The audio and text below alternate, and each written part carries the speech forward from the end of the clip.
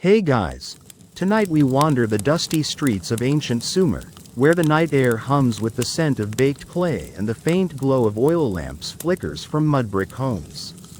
It's around 3000 BCE, and you're in a bustling city like Uruk, the Tigris River glinting under a canopy of stars as families settle down, their voices weaving soothing bedtime stories to chase away the dark. These tales, you'll find, aren't just for kids. They're the world's first lullabies, born to calm restless minds in the cradle of civilization. Fair warning. You probably won't survive a Sumerian night without a story. Imagine insomnia with no Wi-Fi, brutal. So, before you get comfortable, take a moment to like the video and subscribe, but only if you genuinely enjoy what I do here. Drop a comment with your location and local time. I'd love to know where you're drifting off from. Now, dim the lights, maybe turn on a fan for that soft background hum, and let's ease into tonight's journey together. You're standing in a narrow alley, your sandals scuffing the packed earth, the city alive with the clatter of carts and the distant bleat of goats. But as night falls, the streets quiet, and you hear a mother's voice from a nearby courtyard, her words spinning a tale of a clever shepherd outwitting a mischievous wind spirit. Historical records confirm that Sumerians, thriving in Mesopotamia from 3500 BCE, pioneered storytelling, etching early narratives on clay tablets, some designed as bedtime tales to soothe children and adults alike in cities like Ur and Nippur. These stories, you learn, aren't just entertainment, they're a cultural glue, binding families under the starlit sky with tales of gods, heroes, and quiet triumphs. You lean closer to the courtyard wall, the clay cool against your hands, the mother's voice rising and falling like the river's flow, her story weaving a rhythm that calms her restless child, whose eyes are heavy under a reed mat. The air smells of barley and dust, and you chuckle, imagining trying to sleep with only a clay pillow. Yeah, neckache blues would keep you up all night. The quirky truth is that some Sumerian bedtime stories featured dream guardians, mythical figures like winged lions whispered to protect sleepers from nightmares. You picture one guardian growling, "No bad dreams on my watch," and grin. But the humor fades as you feel the story's pulse, its cadence a lifeline in the dark, far beyond the Persian bread poetry's etched verses or the Byzantine folder's petty gripes about figs. The tale ends, the child's breathing slow, and you wander toward the city's edge, where a scribe's lamp flickers, his stylus scratching a story onto clay, perhaps for a family seeking sleep. You squint at the stars, bright, unpolluted, a map for Sumerian dreams, and feel a pang as a night breeze carries the mother's next tale, this one about a star that finds its way home. Historians still argue whether Sumerian bedtime stories were primarily practical, calming restless minds, or spiritual, invoking divine protection for sleep. You're leaning toward practical, feeling the mother's soothing intent, her tale a gentle tether to rest, like the Polynesian star path chants, though here it's words, not stars, that guide the way. You pause by a ziggurat's shadow, its stepped silhouette looming, the city's hum fading as more voices join the storytelling, each home a flicker of lamplight and lore. You laugh softly, thinking how your Netflix binge would make a terrible Sumerian tale. Sorry, no epic about buffering screens. The Sumerian craft is different, its bedtime stories a symphony of voice and imagination, turning the night into a canvas of calm that feeds both heart and soul. You yawn, the river's murmur and the distant chants blending with the city's quiet, a soothing hum that tugs at your eyelids. You think back to those dream guardians, their winged watch a spark in the night, and realize this art isn't just storytelling, it's survival, each tale a thread in Sumer's starlit tapestry. You glance at the homes, their lamps dimming, the mother's voice now a whisper, her child asleep, the star path's story a distant echo, but the bedtime tales are Sumer's heartbeat, binding families to the night, to each other. You laugh again, imagining explaining this to your friends. Yeah, They invented bedtime stories 5,000 years ago, no big deal. The night deepens, the stars your only guide, and you drift closer to slumber, the scent of clay and the tale's rhythm a lullaby in Sumer's endless embrace. You're still wandering the quiet alleys of Uruk, around 3000 BCE, where the night air carries the scent of baked clay and the faint glow of oil lamps spills from mud-brick homes, casting shadows on the packed earth. The Tigris River murmurs nearby, its waters glinting under a star-filled sky, and from a courtyard, a father's voice weaves a tale of a fisherman who tricks a river spirit, his words calming his restless family. You're here to explore why the Sumerians crafted these soothing narratives, delving into the cultural and practical reasons behind their bedtime stories, born in the cradle of civilization to chase away the dark. The soft clatter of reeds and the storyteller's rhythmic verse blend into a soothing hum, and you're ready to uncover their purpose. You pause by a low wall, your sandals scuffing the dust, the courtyard's lamplight flickering as you listen to the father's tale, his voice rising and falling like the river's tide, painting a world where spirits and mortals find peace. Historical records confirm that Sumerians, thriving in Mesopotamia from 3500 BCE, developed storytelling as a cultural cornerstone, with bedtime tales serving to calm anxious minds and reinforce social bonds in cities like Ur and Lagash. These narratives, you learn, were a response to the uncertainties of life, floods, droughts, and the ever-present gods, offering comfort through familiar rhythms and moral lessons, much like a warm blanket on a chilly night. You smirk as the father's youngest child, a fidgety boy with a clay toy, interrupts to ask if the river spirit was really that sneaky, earning a patient chuckle and a gentler retelling. "Keep it calm, tail tickler," you mutter, chuckling at his eager nod.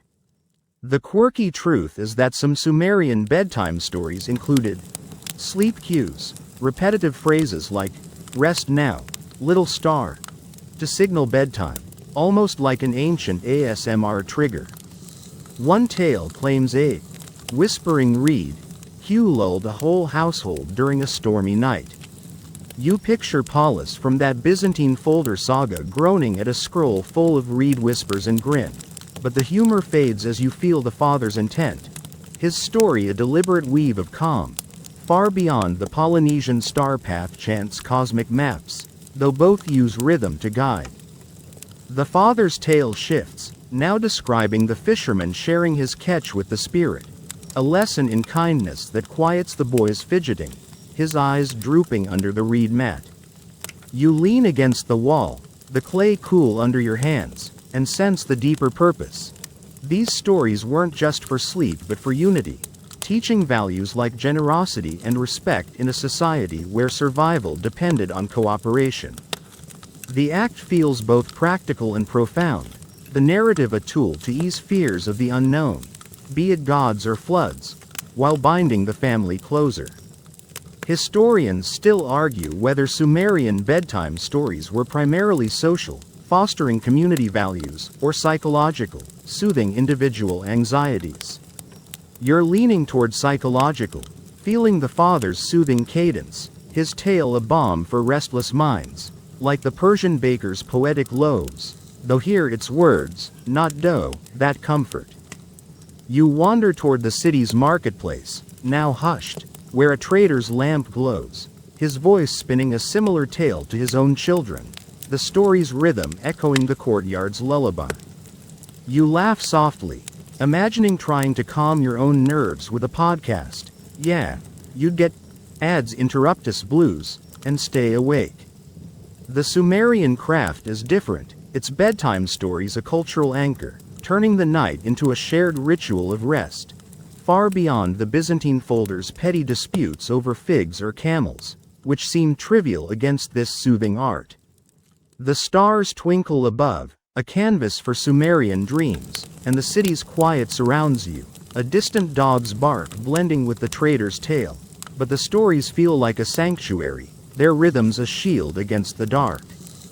You glance at the trader's home, his children now still, the lamp's glow dimming, the fisherman's tale a memory that lulls them to sleep. The father in the courtyard, his story done, begins another, this one about a star guiding a lost goat home, its cadence even softer, the boy's breathing slow and steady. You yawn, the river's murmur and the storyteller's voices blending with the night's stillness, a soothing hum that tugs at your eyelids. You think back to those whispering reed sleep cues, their repetitive spark calming a stormy night, and realize these stories aren't just narratives, they're medicine, each tale a dose of peace, like the Polynesian navigator's starlit chants, both weaving calm into the chaos. You notice a woman passing by, her voice humming a tale to her toddler, the same star and goat story, her rhythm syncing with the father's, as if the city shares a single lullaby. The star path chants cosmic maps feel distant, but the bedtime stories are Sumer's pulse, soothing minds where others would falter. You laugh again, picturing your local barista spinning a bedtime tale. Sorry, mate, you'd be brewing decaf drama blues and flopping. The Sumerians' art is a marvel, its stories a gentle guide, their rhythms a testament to human spirit, defying the night's fears where the Byzantine folder's complaints would fade. You linger in the alley, the father's voice steady as he chants, the stars blazing above, the city now a hush of tales, the Persian baker's poetic dough a faint echo, but the bedtime stories carry you, a craft that feeds heart and soul, its purpose the spark you'll soon see etched in clay. You feel the weight of their soothing intent, the alley a haven in the night, and you're ready to read these tales on tablets. The river flows wide, the stars brighter, and you drift closer to sleep, the scent of clay and the tale's rhythm a lullaby in Sumer's endless night. You're still in the quiet alleys of Uruk, around 3000 BCE, where the night air hums with the scent of baked clay, and the Tigris River's gentle murmur blends with the fading voices of storytellers from nearby courtyards. The stars blaze above, casting a silver glow over mud-brick homes, but you've wandered to a scribe's modest dwelling, its oil lamp flickering as a stylus scratches across a clay tablet. You're here to read these bedtime stories etched in cuneiform, the world's first writing system, capturing tales of shepherds, spirits, and stars to soothe Sumerian souls into sleep. The soft clink of clay tools and the scribe's muttered chant blend into a soothing hum, and you're ready to trace these ancient words. You duck into the scribe's cramped room, your sandals scuffing the packed earth, the lamp's glow illuminating rows of damp clay tablets, their surfaces crowded with wedge-shaped marks. The scribe, a wiry man with ink-stained fingers, murmurs a tale as he writes, his voice weaving a story of a clever goat herding stars across the sky, each cuneiform wedge a stroke of calm. Historical records confirm that Sumerians, thriving in Mesopotamia from 3500 BCE, pioneered cuneiform writing, using it to record everything from trade logs to bedtime stories on clay tablets, preserved in cities like Ur and Nippur for families seeking rest. These tablets, you learn, are more than records, they're vessels of peace, carrying lullabies in clay to quiet the night's fears. You smirk as the scribe pauses, squinting at a tablet, muttering about a smudged wedge that turned star into fish, earning a chuckle from his apprentice, who hands him a fresh clay slab. Keep it clear, wedge wobbler, you mutter, chuckling at his exasperated huff. The quirky truth is that some Sumerian bedtime tablets included sleep sigils, simple cuneiform signs like a crescent moon to mark stories meant for nighttime, a sort of ancient, do not disturb, note. One tale claims a moon sigil tablet calmed a sleepless king during a drought. You picture Paulus from that Byzantine folder saga groaning at a scroll full of moon-marked clay and grin. But the humor fades as you see the scribe's focus, his stylus etching a tale of rest, each wedge a whisper of calm, far beyond the Polynesian star path chants sung maps, though both preserve art for the night. The scribe resumes, his stylus carving the goat's journey, the story's rhythm soothing even you. Its cuneiform lines a map of dreams that feels alive under the lamp's flicker. You lean closer, the clay's earthy scent filling your nose, and imagine families reading these tablets by lamplight, their voices tracing the wedges to lull children to sleep. The act is both craft and ritual, the cuneiform not just words but a bridge to rest, preserving tales for sleepless nights when floods or gods loomed large. Historians still argue whether cuneiform bedtime stories were primarily archival, preserving oral tales, or performative, meant to be read aloud for calm. You're leaning toward performative, sensing the scribe's murmured chant, his tablet a script for soothing voices, like the Persian baker's etched verses, though here it's clay, not dough, that holds the story. You steady yourself against a wall, the scribe's apprentice smoothing a new tablet, his hands quick as he prepares for another tale, this one about a river that sings a lost child home. You laugh softly, picturing your own bedtime routine with a Kindle. Yeah, you'd get battery dead blues and stay up. The Sumerian craft is different, its cuneiform tablets a timeless archive, turning oral tales into lasting lullabies, far beyond the Byzantine folder's petty disputes over figs or camels, which seem trivial against this scribal art.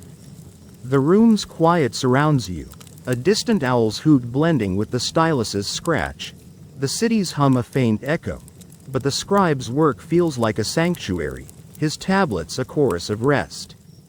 You glance at the finished tablet, its cuneiform gleaming wetly, the goat and star's tale complete, ready for a family's lamplit reading, its wedges a promise of sleep.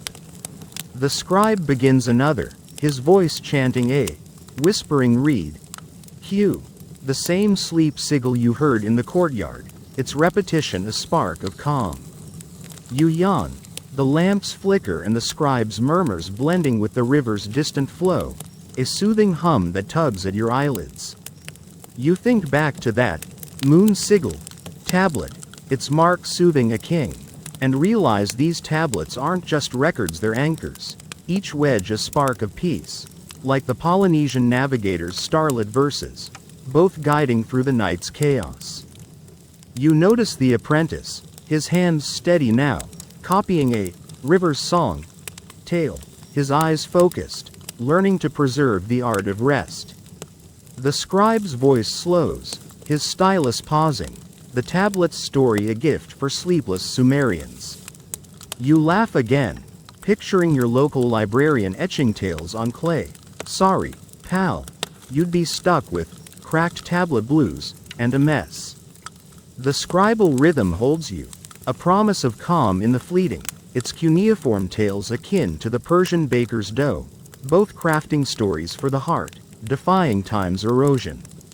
The room feels like a hearth, its glow a shield against the night, and you're ready to hear priests weave these tales. You linger in the scribe's dwelling, the stylus's scratch steady as it chants, the stars outside blazing, the courtyard's lullabies a faint echo, but the cuneiform tablets carry you, a craft that feeds heart and soul. Its whispers the spark you'll soon see in priests' chants. You feel the weight of their soothing intent, the room a haven in the dark, and you're ready to explore the temple's tales. The river flows wide, the stars brighter, and you drift closer to sleep, the scent of clay and the tale's rhythm a lullaby in Sumer's endless night.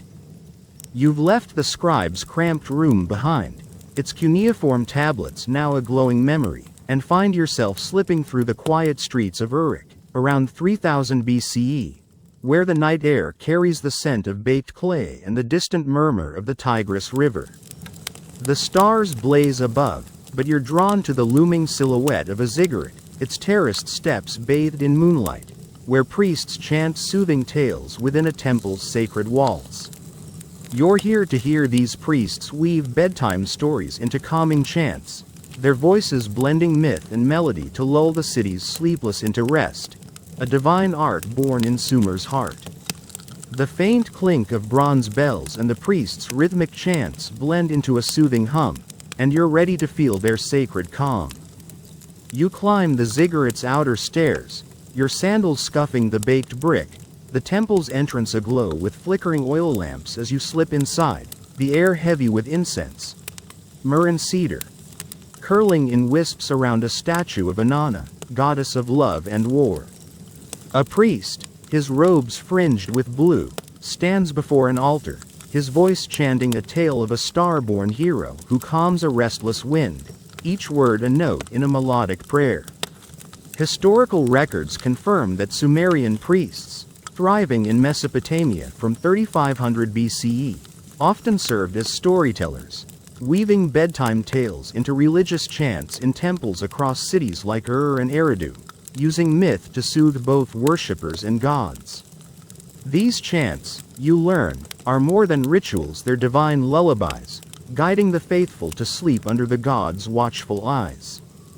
You smirk as a young acolyte, his shaved head gleaming, tries to join the chant but missteps, swapping star for moon, earning a stern glance from the priest and a stifled giggle from another. Keep it divine, chant stumbler, you mutter, chuckling at his flushed cheeks.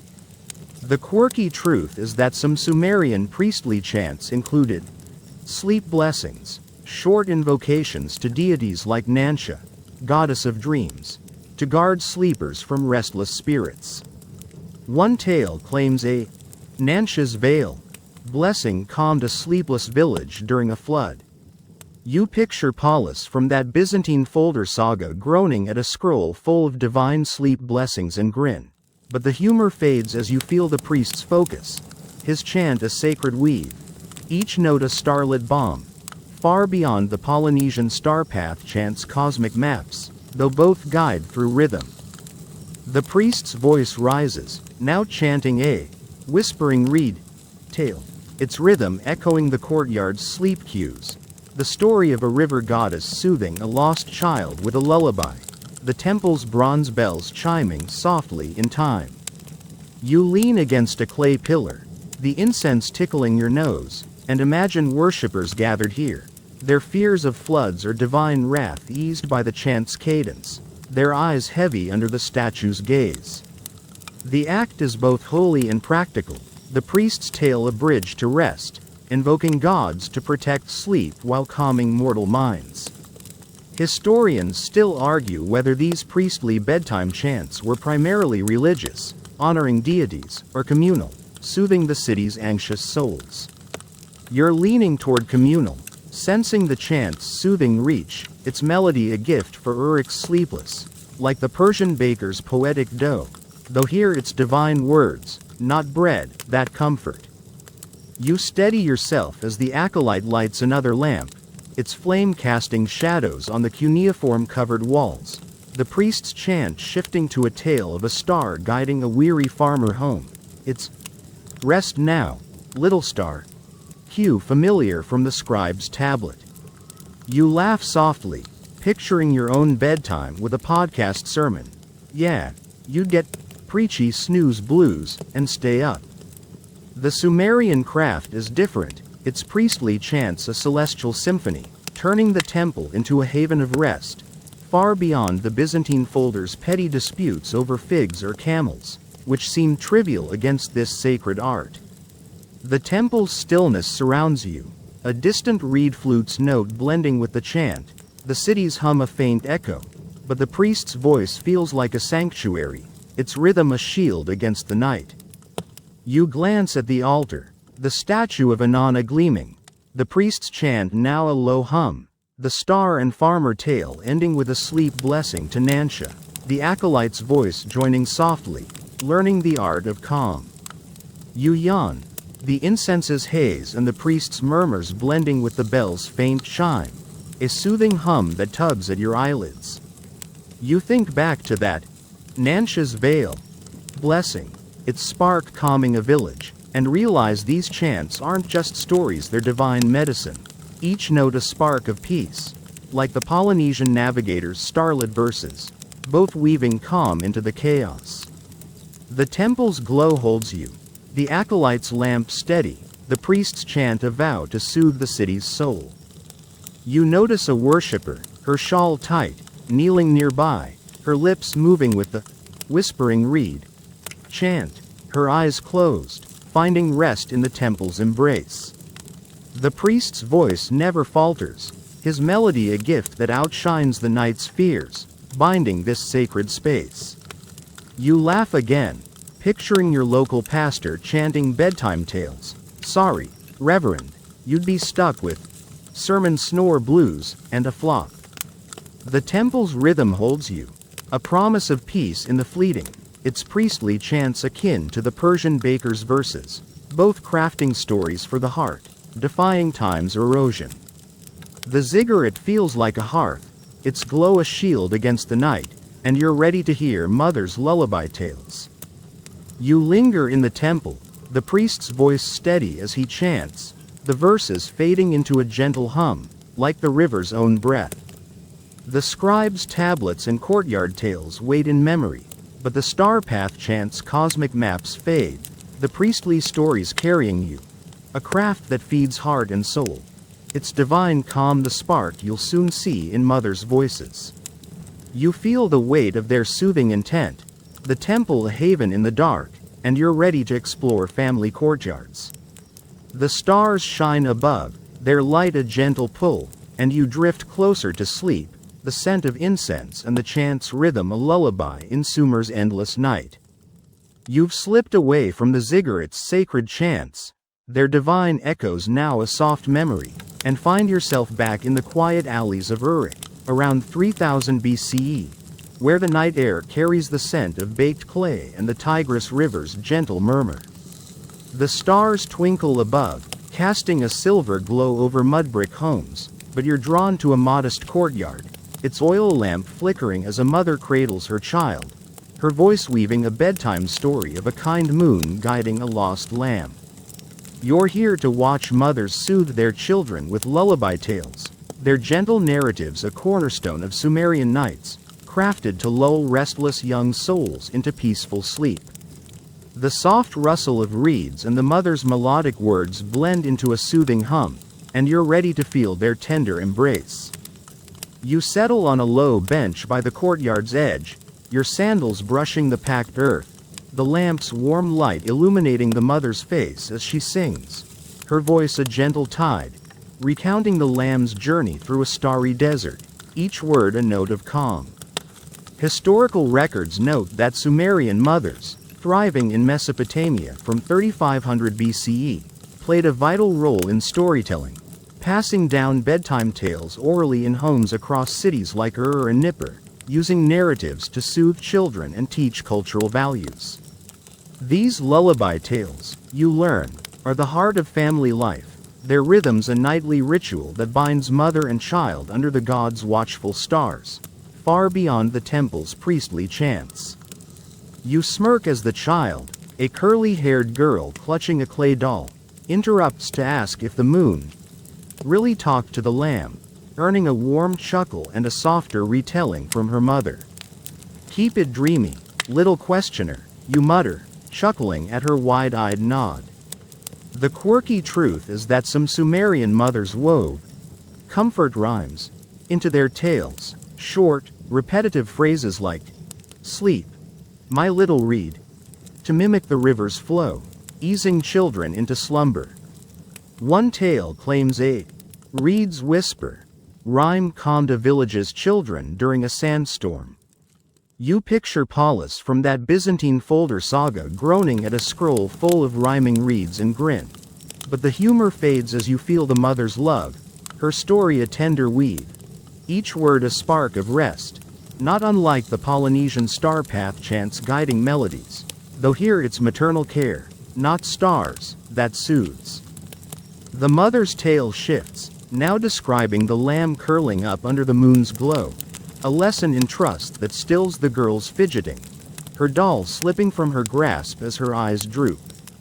You lean closer, the clay wall cool against your hands, and sense the intimacy of this moment, the lullaby tale not just a story but a bond, teaching the child to find peace in a world of floods and gods. The act is both nurturing and vital, the mother's voice a shield against the night's unknowns, her narrative a gift that carries Sumerian values, kindness, patience, into the next generation. Historians still argue whether Mother's bedtime tales were primarily educational, embedding morals, or emotional, fostering security and calm. You're leaning toward emotional, feeling the mother's soothing intent, her chant akin to the Persian baker's poetic dough, both crafted with love to comfort the heart. You wander to another courtyard, where a different mother hums a similar tale, this one about a star weaving a blanket for a sleeping river, her toddler swaying in her arms. The "Rest now, little star" cue echoing the priest's chant in the scribe's tablet. You laugh softly, imagining your own bedtime routine with a lullaby app.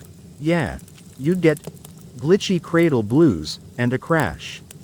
The Sumerian craft is different, its maternal tales a symphony of care, turning the courtyard into a haven of rest, far beyond the Byzantine folder's petty disputes over figs or camels, which seem trivial against this tender art. The night's stillness surrounds you, a distant goat's bleat blending with the mother's hum. The city's hum a faint echo, but the lullaby tales feel like a sanctuary, their rhythms a shield against the dark. You glance at the first courtyard, the girl now asleep, her doll tucked beside her, the mother's voice a whisper as she begins a new tale, the star and lamb story a memory that lulls her to dreams. The second mother's toddler slumbers, her blanket tale complete, her arms still rocking gently, syncing with the river's flow. You yawn, the lamp's flicker and the mother's murmurs blending with the reed's rustle, a soothing hum that tugs at your eyelids.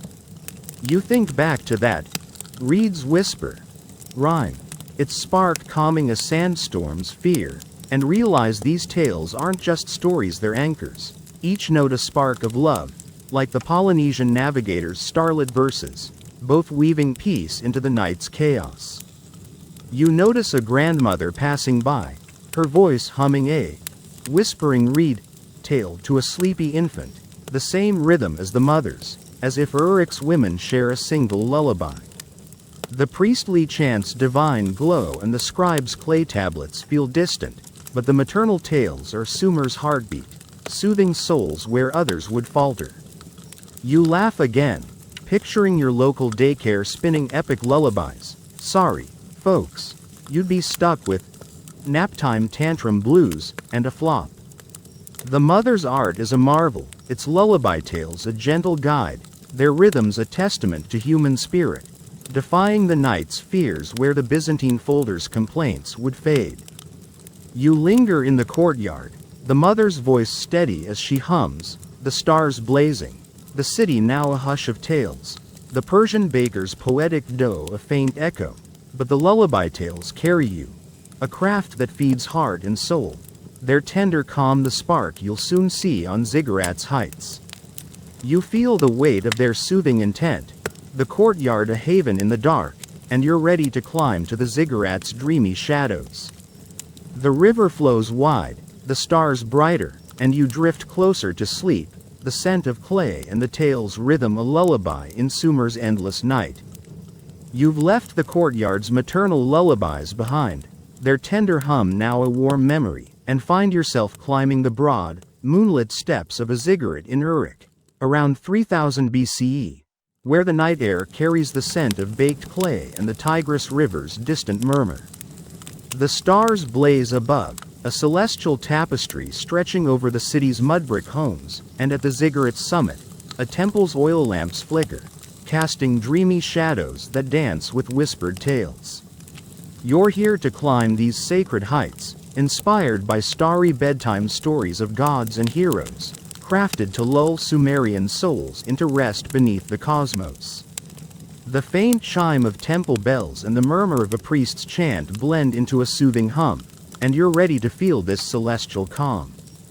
You pause on a terraced step, your sandals scuffing the warm brick, the city sprawling below like a patchwork of lamplit courtyards, each one echoing the whispering reed tales you heard from mothers and scribes.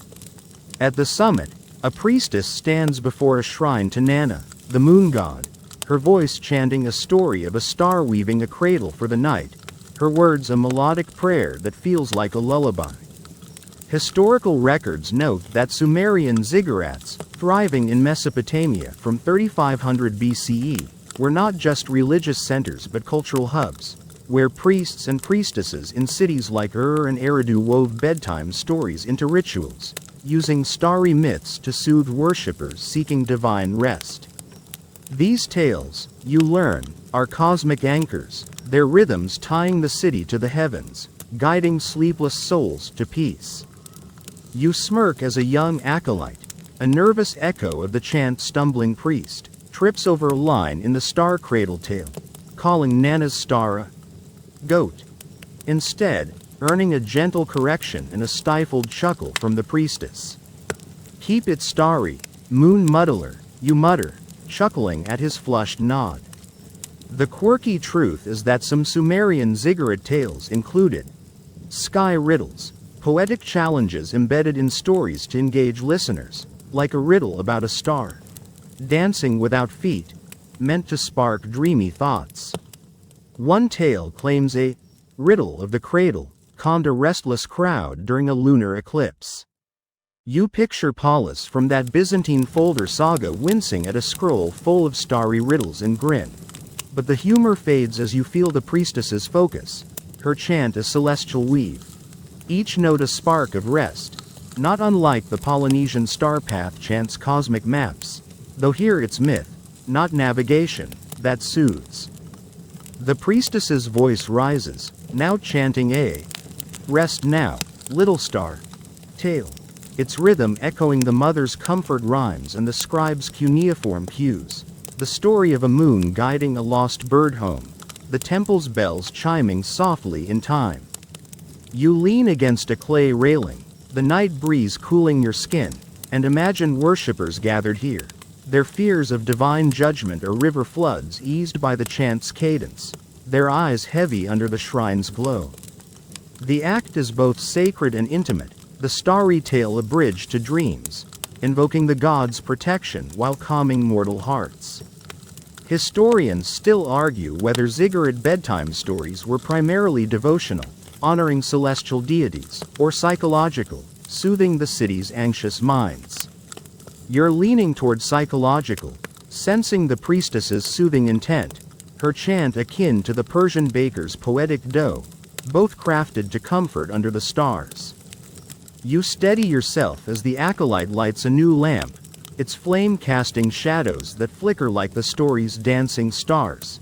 The priestess's chant shifting to a tale of a river spirit weaving a blanket of moonlight. It's sleep, my little reed. Rhyme familiar from the courtyard. You laugh softly, picturing your own stargazing with a sleep app. Yeah, you'd get cosmic glitch blues and stay up. The Sumerian craft is different, its ziggurat tales a celestial symphony, turning the temple into a haven of rest, far beyond the Byzantine folder's petty disputes over figs or camels, which seem trivial against this starry art. The summit's stillness surrounds you, a distant flute's note blending with the chant, the city's lamplights a faint glow below, but the priestess's voice feels like a sanctuary, its rhythm a shield against the night. You glance at the shrine, Nana's crescent gleaming, the priestess's chant now a low hum, the moon and bird tale ending with a sleep blessing, the acolyte's voice joining tentatively, learning the art of calm. You yawn, the lamp's flicker and the priestess's murmurs blending with the bell's faint chime, a soothing hum that tugs at your eyelids. You think back to that riddle of the cradle, its spark calming an eclipse's fear, and realize these tales aren't just stories, they're cosmic medicine, each note a spark of peace, like the Polynesian navigator's starlit verses, both weaving dreams into the chaos. The temple's glow holds you, the acolyte's lamp steady, the priestess's chant a vow to soothe the city's soul. You notice a worshipper, his cloak loose, sitting nearby, his lips moving with the whispering reed chant, his eyes half closed, finding rest in the ziggurat's embrace. The priestess's voice never falters, her melody a gift that outshines the night's fears, binding this sacred space. You laugh again, picturing your local astronomer spinning starry bedtime tales. Sorry, stargazer, you'd be stuck with telescope yon blues and a flop. The ziggurat's rhythm holds you, a promise of peace in the fleeting, its starry chants akin to the Persian baker's verses, both crafting stories for the heart, defying time's erosion. The summit feels like a hearth, its glow a shield against the night, and you're ready to join the marketplace's story swaps. You linger on the ziggurat, the priestess's voice steady as she chants, the verses fading into a gentle hum, like the river's own breath. The mother's lullabies and scribes' tablets wait in memory, but the starry tales carry you, a craft that feeds heart and soul. Their celestial calm the spark you'll soon see in traders' exchanges. You feel the weight of their soothing intent, the temple a haven in the dark, and you're ready to explore the marketplace's tales. The stars shine above, their light a gentle pull, and you drift closer to sleep, the scent of clay and the chant's rhythm a lullaby in Sumer's endless night. You've descended the ziggurat's moonlit steps, their celestial chants now a soft echo, and find yourself weaving through the narrow alleys of Uruk, around 3000 BCE, where the night air hums with the scent of baked clay and the Tigris River's gentle murmur. The stars twinkle above, but you're drawn to the marketplace, its stalls quieting as traders gather under flickering oil lamps, their voices swapping bedtime stories of shepherds and spirits to soothe their restless companions. You're here to join these story swaps, where Sumerian traders exchange lullaby tales like currency, their narratives binding communities and calming the night across Mesopotamia's cities. The clink of bronze coins and the traders' melodic tales blend into a soothing hum, and you're ready to feel this shared calm. You settle on a reed mat by a stall, your sandals tucked beside you, the lamp's warm glow illuminating a trader, a grizzled woman with a weathered smile, bartering a tale of a clever fox outwitting a sleepy river god, her words offered to a weary caravan driver for a clay jar of barley. Her voice rises and falls, each phrase a note of rest, the driver echoing the stories. Sleep, my little reed. Rhyme to learn it by heart.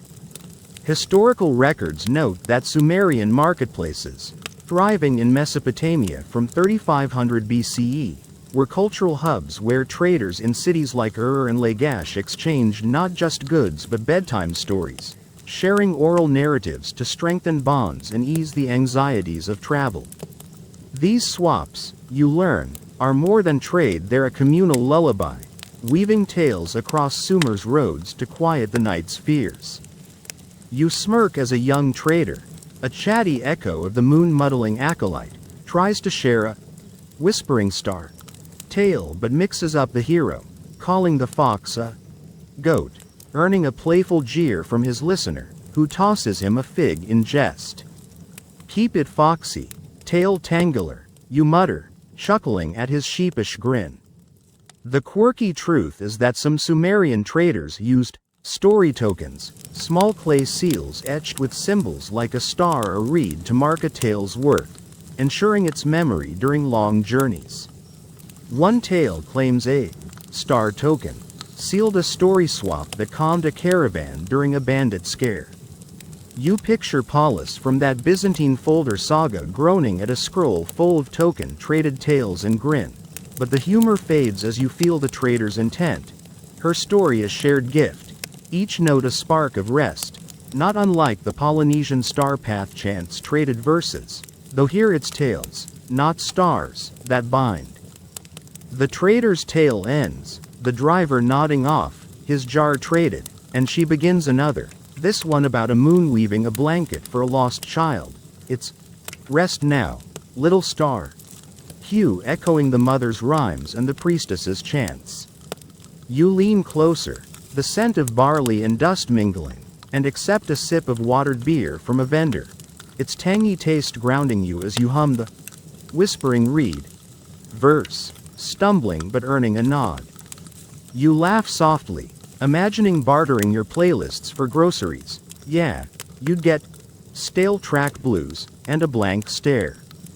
The Sumerian craft is different. Its story swaps a cultural currency, far beyond the Byzantine folders' petty disputes over figs or camels, which seem trivial against this communal art.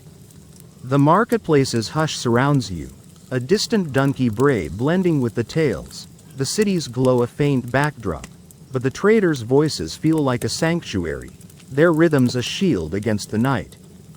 You wander to another stall, where a man trades a river's song tale for a woven basket, his voice clear as he recounts a fish guiding a sailor home, the listener echoing the story with care, their exchange a vow to share Sumer's calm.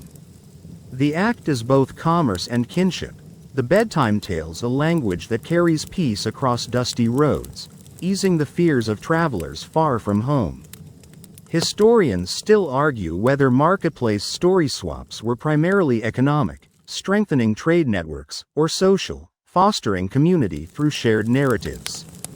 You're leaning toward social, sensing the traders' bond, their voices a shared lullaby, like the Persian bakers' poetic loaves traded across markets, both weaving ties through their craft. You sit by the stall, the beer's tang lingering, the traders' chants, foxes, moons, rivers, rising with the night's breeze, each one a verse carried from Uruk to distant cities, shared across Sumer's heart. The young trader, now bolder, offers a whispering star tale, his melody clear, earning a clay token from his listener. You yawn, the lamps flicker and the trader's murmurs blending with the market's quiet, a soothing hum that tugs at your eyelids. You think back to that star token tale, its spark calming a caravan, and realize these swaps aren't just trade, they're connection. Each story is spark, like the Polynesian navigators exchanged chants, both weaving stories across distances. You notice a woman trader, her basket heavy with goods, reciting a moon's blanket verse to a tired potter, her voice soft, the tale a gift that earns a nod of thanks. The marketplace's warmth binds them, the bedtime tales a currency that outshines the night's fears, linking traders with shared dreams. You laugh again, picturing your local market swapping songs for goods. Sorry, folks, you'd flop with barter blues. The market's rhythm holds you, a promise of unity in the fleeting, its story swaps akin to the Persian baker's dough, both crafting bonds through shared art, defying time's erosion.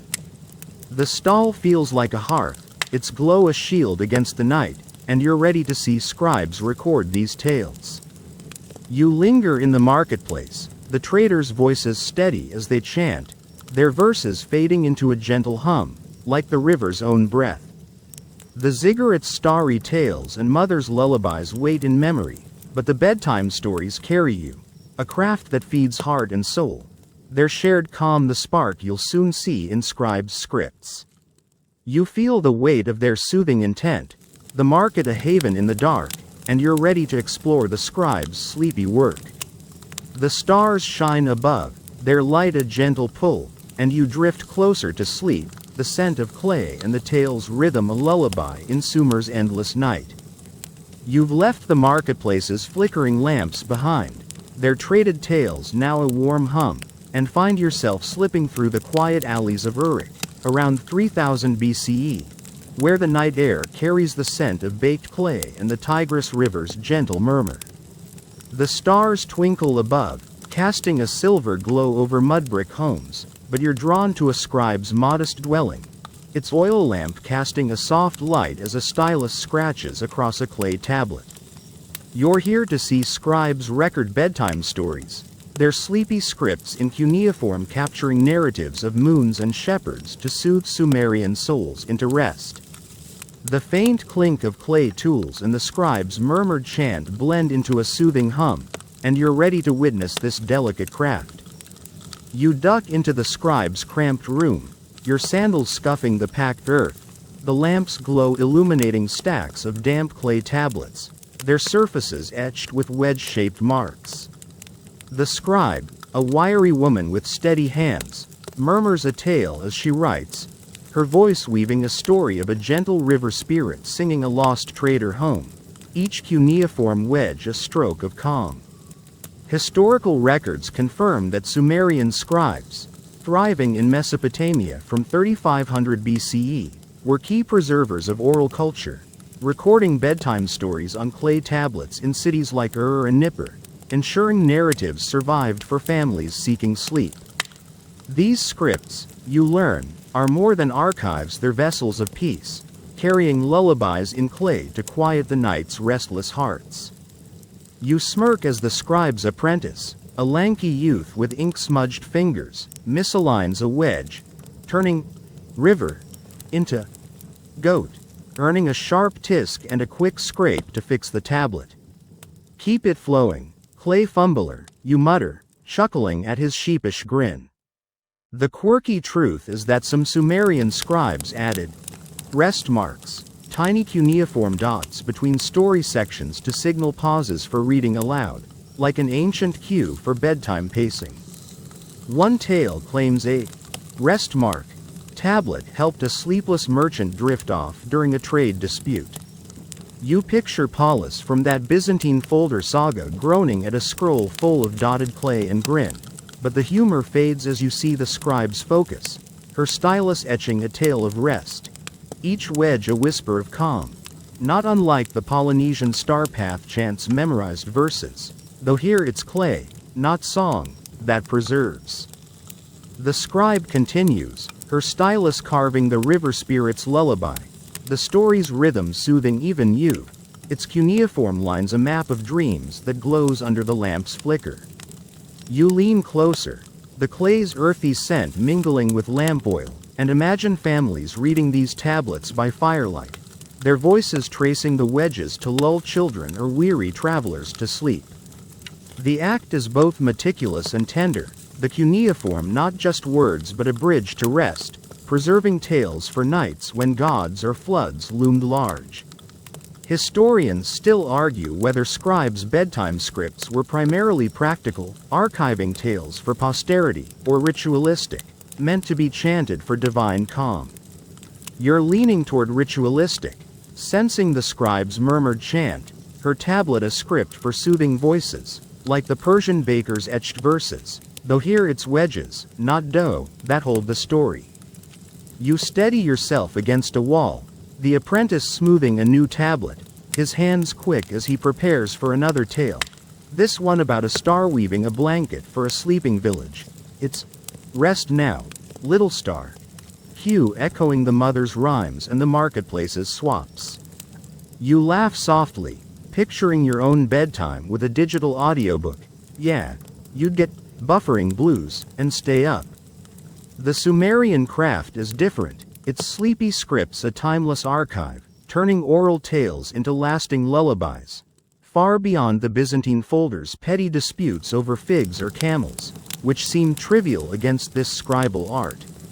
The room's quiet surrounds you, a distant owl's hoot blending with the stylus's scratch, the city's hum a faint echo, but the scribe's work feels like a sanctuary, her tablets a chorus of rest. You glance at the finished tablet, its cuneiform gleaming wetly, the river spirit tale complete, ready for a family's lamplit reading, its rest marks guiding the reader's pace. The scribe begins another, her voice chanting a whispering read. Hugh, the same sleep sigil you heard in the courtyard and temple, its repetition a spark of calm. You yawn, the lamp's flicker and the scribe's murmurs blending with the river's distant flow, a soothing hum that tugs at your eyelids. You think back to that rest mark tablet, its dots calming a merchant, and realize these scripts aren't just records, they're lifelines, each wedge a spark of peace, like the Polynesian navigator's starlit verses, both anchoring the night's chaos. You notice the apprentice, his hands steadier now, copying a star's blanket tale, his eyes focused, learning to preserve the art of rest. The scribe's voice slows, her stylus pausing, the tablet's story a gift for sleepless Sumerians. You laugh again, picturing your local writer typing bedtime tales. Sorry, pal. you'd be stuck with keyboard clack blues and a flop. The scribal rhythm holds you, a promise of calm in the fleeting, its cuneiform tales akin to the Persian baker's dough, both crafting stories for the heart, defying time's erosion. The room feels like a hearth, its glow a shield against the night, and you're ready to explore the gods woven into these tales. You linger in the scribe's dwelling, the stylus's scratch steady as it chants, the stars outside blazing, the marketplace's swaps a faint echo, but the sleepy scripts carry you, a craft that feeds heart and soul. Their soothing calm the spark you'll soon see in divine myths. You feel the weight of their intent, the room a haven in the dark, and you're ready to uncover the gods' role in these stories. The river flows wide, the stars brighter, and you drift closer to sleep, the scent of clay and the tale's rhythm a lullaby in Sumer's endless night. You've left the scribe's lamplit dwelling behind, its cuneiform tablets now a soft memory, and find yourself wandering the hushed streets of Uruk, around 3000 BCE, where the night air carries the scent of baked clay and the Tigris River's gentle murmur. The stars blaze above, a celestial tapestry over mud-brick homes, but you're drawn to a small courtyard near a temple, where a storyteller's voice rises, weaving a bedtime tale of the moon god Nana cradling a sleepless city. You're here to learn how deities shape Sumerian bedtime stories, their divine myths of gods like Inanna and Enlil crafted to lull the faithful into rest, binding mortal hearts to the heavens. The faint rustle of palm fronds and the storyteller's melodic chant blend into a soothing hum, and you're ready to feel this sacred calm. You settle on a low clay bench, your sandals brushing the packed earth, the courtyard's oil lamp casting a warm glow on the storyteller. A weathered man with eyes like the night sky. As he recounts Nana's tale, his voice a gentle tide, describing the moon god's silver light soothing a city's fears.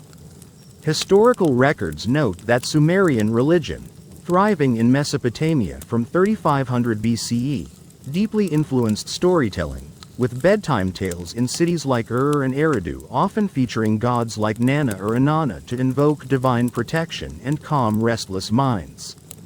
These divine myths, you learn, are more than stories, they're sacred lullabies, their rhythms a nightly prayer that ties families to the gods, easing the anxieties of a world ruled by divine whims. You smirk as a young listener, a curious echo of the tale-tangling trader, interrupts to ask if Nana really sleeps in the sky, earning a warm chuckle and a gentler retelling from the storyteller. Keep it godly, star asker, you mutter, chuckling at his eager nod. The quirky truth is that some Sumerian bedtime myths included divine charms, short phrases like, Nana's light guards thee, whispered to ward off nightmares, believed to carry the god's favor. One tale claims a Nana's charm calmed a child during a temple festival's chaos. You picture Paulus from that Byzantine folder saga groaning at a scroll full of charmed myths and grin, but the humor fades as you feel the storyteller's reverence, his tale a divine weave, each word a spark of rest, not unlike the Polynesian star path chants cosmic verses, though here it's gods, not stars, that soothe. The storyteller's tale shifts, now weaving a myth of Inanna, goddess of love, singing a lullaby to a weary shepherd, her melody echoing the rest now, little star. Cue from mother's rhymes and scribe's tablets, the listener's eyes drooping under the lamp's glow. You lean closer, the clay bench cool beneath you, and sense the power of these divine myths, their narratives not just calming but connecting, teaching trust in the gods while easing fears of floods or divine wrath. The act is both spiritual and grounding, the gods' presence in the tales a shield against the night's unknowns, their stories a gift that carries Sumerian faith into dreams. Historians still argue whether divine bedtime myths were primarily theological, reinforcing religious devotion, or psychological, soothing mortal anxieties. You're leaning toward psychological, feeling the storyteller's soothing intent, his chant akin to the Persian baker's poetic dough, both crafted to comfort under the heavens. You wander to another courtyard, where a woman tells a similar tale, this one of Enlil, god of wind, whispering calm to a restless village, her voice soft. The sleep, my little reed, rhymes syncing with the marketplace's swaps and the ziggurats' chants. You laugh softly, imagining your own bedtime with a divine podcast. Yeah, you'd get sacred ad blues and stay up. The Sumerian craft is different, its divine myths a celestial symphony, turning courtyards into havens of rest, far beyond the Byzantine folders' petty disputes over figs or camels, which seem trivial against this godly art. The night's stillness surrounds you, a distant dog's bark blending with the woman's tale. The cities hum a faint echo, but the divine stories feel like a sanctuary, their rhythms a shield against the dark. You glance at the first courtyard, the listeners now quiet, their breathing slow, the Nana tale a memory that lulls them to dreams, the storyteller's voice a whisper as he begins a new myth of Inanna's lullaby. The woman's Enlil tale ends, her audience dozing, her words a spark of divine calm. You yawn, the lamps flicker and the storyteller's murmurs blending with the palm fronds rustle, a soothing hum that tugs at your eyelids. You think back to that Nana's charm, its spark easing a festival's chaos, and realize these myths aren't just stories, they're divine anchors, each note a spark of peace, like the Polynesian navigator's starlit verses, both weaving calm into the night's chaos. You notice a child, her shawl loose, humming the Nana's light charm, her eyes half closed, finding rest in the courtyard's embrace. The storyteller's voice never falters, his melody a gift that outshines the night's fears, binding this sacred space. You laugh again, picturing your local priest spinning godly bedtime tales. Sorry, Reverend, you'd be stuck with Holy Yawn blues and a flop. The courtyard's rhythm holds you, a promise of peace in the fleeting, its divine myths akin to the Persian baker's verses, both crafting stories for the heart, defying time's erosion. The courtyard feels like a hearth, its glow a shield against the night, and you're ready to join the festivals of these tales. You linger in the courtyard, the storyteller's voice steady as he chants, the verses fading into a gentle hum, like the river's own breath. The scribe's tablets and traders' swaps wait in memory, but the divine myths carry you, a craft that feeds heart and soul. Their godly calm the spark you'll soon see in Sumerian feasts. You feel the weight of their soothing intent, the courtyard a haven in the dark, and you're ready to celebrate these bedtime tales. The stars shine above, their light a gentle pull, and you drift closer to sleep, the scent of clay and the tale's rhythm a lullaby in Sumer's endless night. You've slipped away from the courtyard's divine myths, their godly chants now a tender echo, and find yourself swept into the heart of a Sumerian festival in Uruk, around 3000 BCE, where the night pulses with the beat of drums, the laughter of villagers, and the warm scent of roasted barley and honeyed dates. Torches cast a golden glow over a riverside clearing, where the community gathers to celebrate bedtime stories, offering tales of Nana's moonlight and Inanna's lullabies in feasts that honor their soothing power. You're here to join these festivities, where Sumerian bedtime narratives become sacred offerings, shared in joy to weave the city's spirit into every verse. The rhythmic clap of hands and the melody of chanted tales blend into a soothing hum, and you're ready to revel in this starlit celebration. You weave through the crowd, your sandals sinking into the soft earth, the torchlight warming your face as you approach a circle where a storyteller, a robust woman with a resonant voice, leads a whispering reed tale, recounting a river spirit's lullaby to a sleeping village, her words a gift to the night and the gods. Villagers join in, their voices rising, offering the story as a prayer for rest, their harmony echoing the mother's rhymes and the ziggurats' chants. Historical records note that Sumerian festivals, thriving in Mesopotamia from 3500 BCE, often centered on storytelling, with communities in cities like Ur and Eridu celebrating bedtime tales during harvests or lunar festivals, their narratives a bridge between earth and divine calm. You feel the festival's heartbeat, each tale a spark, its melody binding the crowd in shared reverence. You smirk as a young boy, a lively echo of the star-asking listener, tries to lead a Nana's Cradle chant but skips a verse, earning playful cheers from his peers and a warm nod from the storyteller. Keep it flowing, tail twirler, you mutter, chuckling at his proud grin. The quirky truth is that some Sumerian festival tales were paired with story dances, gentle movements mimicking the moon or reeds to enhance their soothing effect, with one tale claiming a moon's sway dance lulled a festival crowd during a stormy night.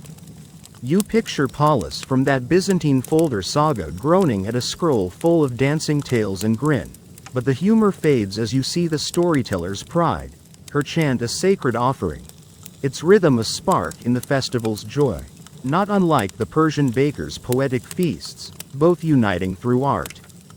The storyteller passes the tale to a group of elders, their voices weaving a rest now, little star verse about Inanna soothing a weary shepherd, the crowd clapping in rhythm as dancers sway like reeds, offering the story to the river's spirit. You lean closer, the date's sweet aroma curling around you, and accept a piece of flatbread from a vendor, its warmth tempting your fingers. You try chanting the whispering reed verse, stumbling on the Sumerian words, and a girl teaches you the rhythm with a clap. You laugh softly, imagining your family dancing to a bedtime playlist. Yeah, you'd trip into offbeat blues and chaos. The Sumerian festival is different, its bedtime tales a sacred art, far beyond the Byzantine folder's petty disputes over figs or camels, which seem trivial against this communal celebration. You wander to a torchlit circle, where a man leads an Enlil's whisper tale, his voice strong, the myth a prayer for calm winds, shared among dancers who move like gentle breezes, their steps echoing the story's flow. The act feels holy, the tales not just stories but offerings, each verse a vow for peace, unity, or divine favor, tying the village to its gods and each other. Historians still argue whether festival bedtime tales were primarily ceremonial, honoring deities, or communal, reinforcing social bonds through shared calm. You're leaning toward communal, sensing the crowd's warmth, their voices a constellation of shared spirit, like the Polynesian starpath chants shared in festivals, though here it's myths, not stars, that carry the song. You sit by the fire, the flatbread's taste grounding you, its warmth sinking into you as you hum the Nana's Cradle verse, the gods' myths alive in the festival's glow. You yawn, the drums beat and the murmured tales blending with the fire's crackle, a soothing hum that tugs at your eyelids. You think back to that moon's sway dance, its blessing a festival spark, and realize this feast isn't just celebration, it's connection, each tale a story, like the Persian baker's poetic feasts, both weaving memory into the moment. The crowd's harmony binds them, each verse a spark, their festival a tapestry of shared light. You glance at the clearing, the torches dwindling, the tale's melodies, reeds, stars, winds, now fragments, yet their music lives in the villagers' voices, chanted, cherished, alive. The young boy, now bolder, leads a whispering reed chant, his voice clear, earning nods from the elders. You laugh again, picturing your local party with mythical karaoke. Sorry, folks, you'd bomb with off-key blues. The festival's rhythm holds you, a promise of joy in the fleeting, its bedtime tales akin to the Polynesian navigator's chants, both crafting bonds through shared art, defying time's erosion. The fire feels like a hearth, its warmth a shield against the night, and you're ready to hear women's voices in these tales. You linger in the festival, the storyteller's voice steady as she shares another tale, the crowd's melodies fading into a gentle hum, like the river's own breath. The ziggurate's starry myths and traders' swaps wait in memory, but the bedtime tales carry you, a craft that feeds heart and soul. Their festive calm the spark you'll soon see in women's storytelling. You feel the weight of their celebration, the fire a haven in the dark, and you're ready to explore women's roles in these narratives. The stars shine above, their light a gentle pull, and you drift closer to sleep, the scent of clay and the tale's rhythm a lullaby in Sumer's endless night. You're still immersed in the vibrant festival along the riverside of Uruk, around 3000 BCE, where the night hums with the beat of drums and the sweet scent of roasted barley, the torchlit clearing alive with villagers celebrating the soothing power of bedtime stories. The fire's glow dances on faces, and the distant lap of the tigress blends with the rhythmic, whispering reed, and Nana's cradle, tales echoing from the feast. You're here to hear women's celestial voices rise, their roles as storytellers weaving narratives of gods and rivers into the community's soul, their lullabies guiding sleepless hearts to rest. The crackle of torches and the women's harmonious chants blend into a soothing hum, and you're ready to feel their tender power. You settle on a woven mat, your sandals tucked beside you, the sand's warmth grounding you as you watch a woman storyteller. Her hands graceful, her eyes bright with starlight. Leda, rest now, little star. Tale. Her voice chanting a myth of Inanna soothing a weary village with a divine lullaby in a Sumerian tongue, perhaps Akkadian or early Sumerian. She weaves the goddess's song, her melody a map to peace, guiding a group of young women who echo her notes with care, their voices blending like the river's flow. Historical records note that women in Sumerian society, thriving from 3500 BCE, were vital storytellers, often leading bedtime narratives in homes and festivals across cities like Ur and Eridu, their tales preserving cultural wisdom and calming restless minds. You feel the strength of her song, each note a testament to her voice, its music a thread in the festival's heart. You smirk as a teenage girl, a spirited echo of the tale twirling boy, joins the chant but swaps Inanna's lullaby for Enlil's breeze, earning a playful tisk from the storyteller and giggles from her peers. Mind the goddess, story spinner, you mutter, chuckling at her cheeky grin. The quirky truth is that Sumerian women sometimes wove secret charms into their bedtime tales, subtle phrases like Inanna's veil shields thee, shared only among women, believed to carry extra soothing power. One tale claims a veil charm lulled a village's children during a priestly dispute. You picture Paulus from that Byzantine folder saga groaning at a scroll full of secret charms and grin, but the humor fades as you see the storyteller's focus, her chant a powerful weave of myth and care, her voice a beacon in the festival's glow, not unlike the Persian baker's poetic dough crafted with love. The storyteller's voice shifts, now chanting a whispering reed, tale of a river goddess calming a lost child, her hands gesturing the story's flow, her apprentices harmonizing, their voices blending like the night's breeze, etching the melody into the community's memory. You lean closer, the fire's warmth brushing your face, and feel the intimacy of their craft, the bedtime tales not just stories but a legacy, their voices guiding hearts to rest and binding the village's spirit. The act is both art and duty, the women's songs shaping Sumerian nights, ensuring every sleepless soul finds peace. Historians still argue whether women's roles in storytelling were equal to men's, leading narratives, or supportive, preserving tales in domestic spaces.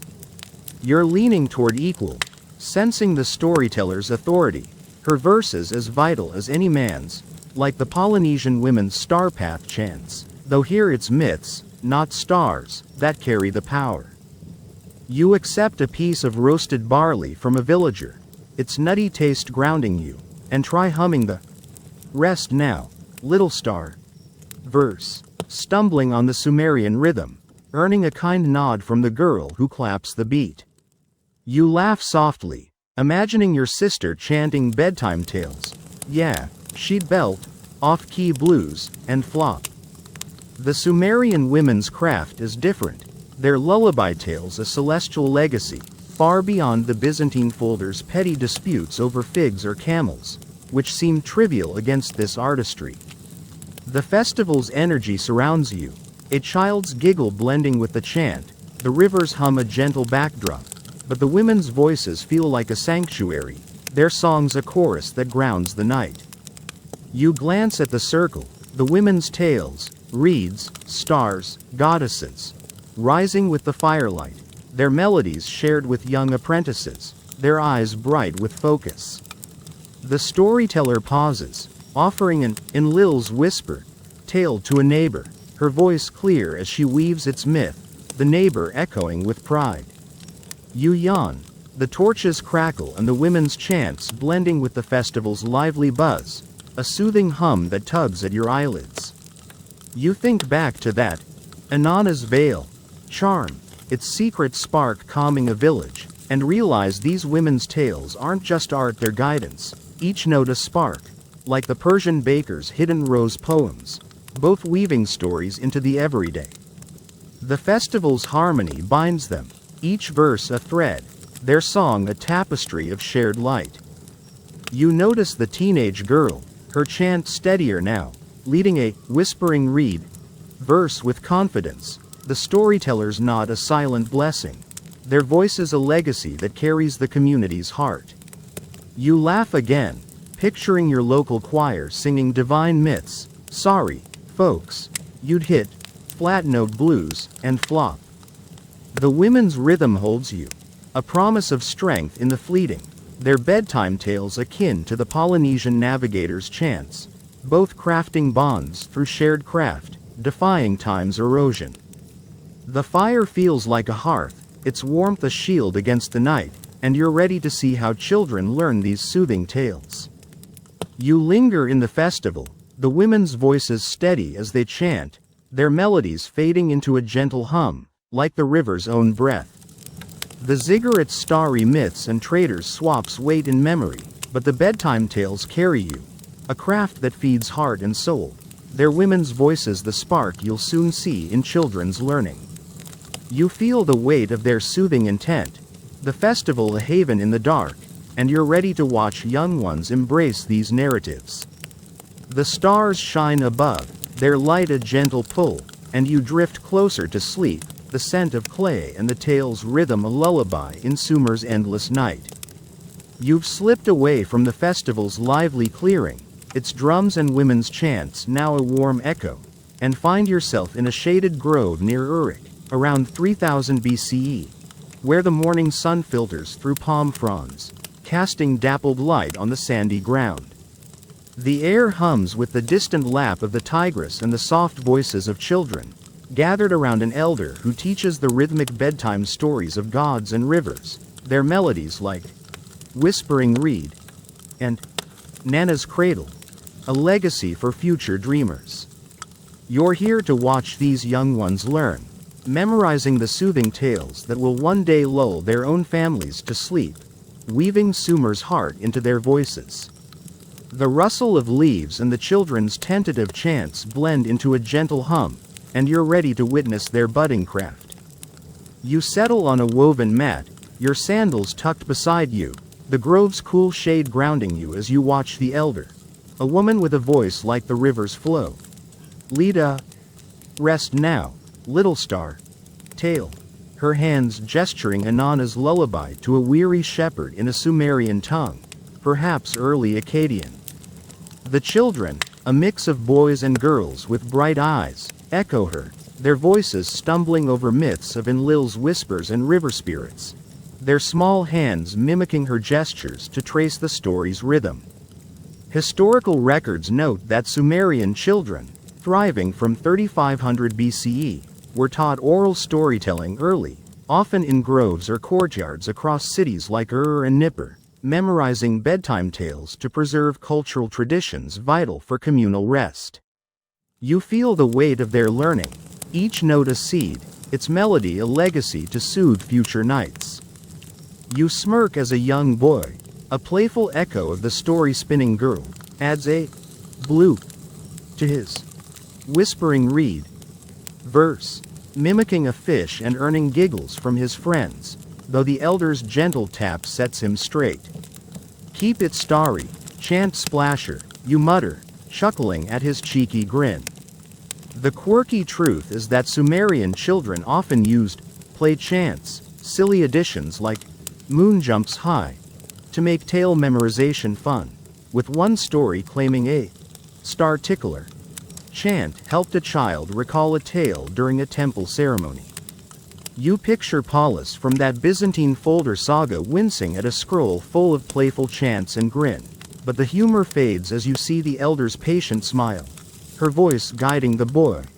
The bedtime tale's a lesson in joy and duty, not unlike the Persian baker's children etching verses into dough. The elder shifts to a Nana's cradle tale, her voice steady, teaching the children to sync the melody with the moon's arc, while a girl mimics her hand movements, tracing a star's path, her voice wobbly but earnest. You lean closer, the grove's earthy scent curling around you, and feel the tenderness of this teaching. The chants not just stories but a bridge to the past, binding the children to their mothers, scribes, and priests. Historians still argue whether children's role in learning bedtime tales was formal, a structured apprenticeship, or playful, absorbed through community life.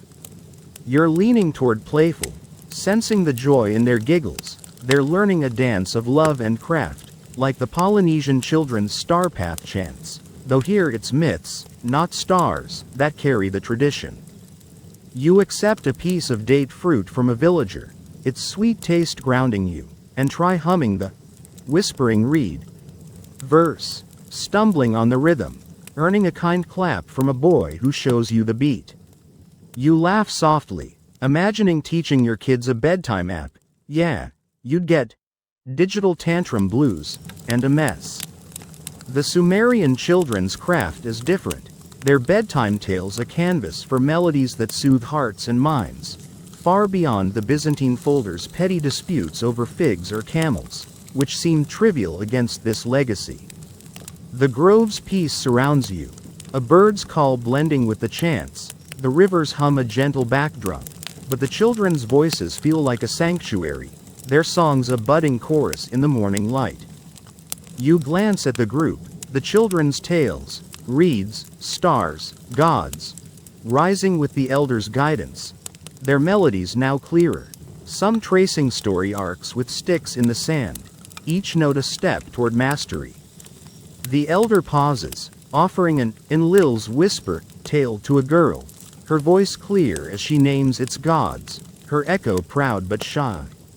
You yawn, the palm fronds rustle and the children's chants blending with the grove's quiet, a soothing hum that tugs at your eyelids. You think back to that star tickler chant, its playful spark guiding a ceremony, and realize this learning isn't just skill, it's memory, each note a spark, like the Persian baker's wobbly dough verses, both weaving stories into the future. You notice the young girl, her chant steadier now, leading a Nana's cradle verse with care, her stick tracing its star in the sand, the elders nod a silent blessing. The grove's warmth binds them, each melody a shared lesson, their voices a legacy that carries Sumer's soul. You laugh again, picturing your local kids singing divine myths, sorry, little storytellers, you'd hit off-tune blues and flop. The children's rhythm holds you, a promise of growth in the fleeting, their bedtime tales akin to the Polynesian navigators' chants, both crafting bonds through shared art, defying time's erosion. The grove feels like a hearth, its shade a shield against the day, and you're ready to ponder the origins of these tales. You linger in the grove, the children's voices steady as they chant, their melodies fading into a gentle hum, like the river's own breath. The festival's firelit joy and women's voices wait in memory, but the bedtime tales carry you, a craft that feeds heart and soul, their youthful learning the spark you'll soon see in their origins. You feel the weight of their soothing intent, the grove a haven in the light, and you're ready to explore why these stories began. The stars hide above, their light a gentle pull, and you drift closer to sleep, the scent of clay and the tale's rhythm a lullaby in Sumer's endless day. You're still nestled in the shaded grove near Uruk, around 3000 BCE, where the morning sun filters through palm fronds, casting a golden glow across the sandy ground, the air alive with the distant lap of the Tigris and the soft chants of children practicing whispering reed and Nana's cradle tales. The elder's voice lingers in your ears, her teaching a gentle echo, but now you sit quietly, pondering the origins of these bedtime stories, the question of why Sumerians began weaving tales of gods and rivers to lull their restless souls. The rustle of leaves and the children's tentative chants blend with the elder's soft hum, a soothing cadence that pulls you into a reflective haze, and you're ready to sift through this ancient mystery. You shift on your woven mat, your sandals brushing the sand, the grove's cool shade a comforting embrace as you watch the elder guide a rest now, little star tale, her voice weaving Inanna's lullaby, her hands tracing the myth's arc in a Sumerian tongue, perhaps early Akkadian. The children echo her, their voices a budding chorus, but your mind drifts to the roots of this tradition.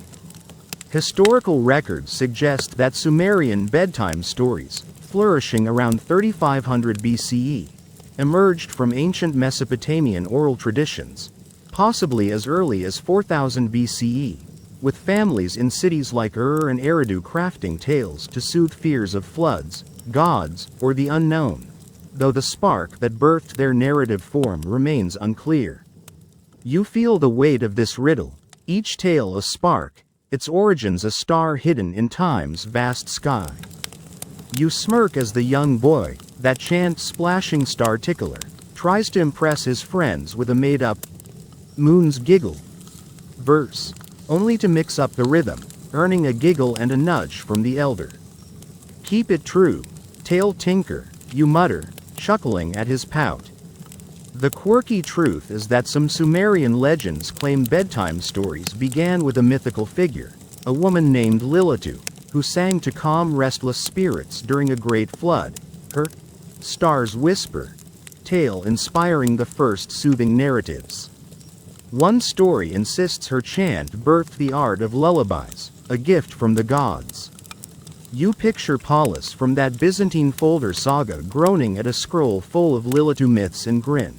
But the humor fades as you ponder the origins, the grove's tales a living thread to a past both sacred and practical, not unlike the Persian baker's poetic dough's murky roots. Scholars puzzle over whether bedtime stories were a deliberate creation, perhaps by a wise elder like the one before you, blending Sumer's oral poetry with the need for calm, or an organic evolution, growing from centuries of fireside whispers to ease sleepless nights. Some argue they arose from necessity, soothing fears in a harsh world, while others see a spiritual root, tying families to the divine through mythic tales. Historians still argue whether the tale's origins lie in practicality, artistry, or devotion, a human spark or a celestial gift. You're leaning toward artistry, feeling the elder's chant, its rhythm both precise and soulful, like the Polynesian star path chants born from navigation and spirit, though here it's stories, not stars, that hold the mystery. You lean closer, the grove's earthy scent curling around you, the elder's, Nana's cradle tale blending with the children's voices, a tapestry of melodies that hints at the craft's deep roots. You imagine the first storyteller, under these same palms, humming a tale of a river's calm to soothe a child, her song a simple act that grew into a tradition. The debate swirls, its answers lost in time, but the tale's power is undeniable, guiding hearts to rest across Sumer's nights. You laugh softly, Picturing debating this with your friends. Yeah, you'd be arguing over mythical bedtime blues by now. The Sumerian craft endures. Unlike the Byzantine folder's fragile scrolls, its melodies a living archive carried in voices, not ink, far beyond the Persian baker's dough, though both preserve stories in their art. The grove hums with life, the girl now chanting an Enlil's whisper, verse with confidence, her stick tracing its arc in the sand, while the boy tries a whispering reed, his voice wobbly but determined. You yawn.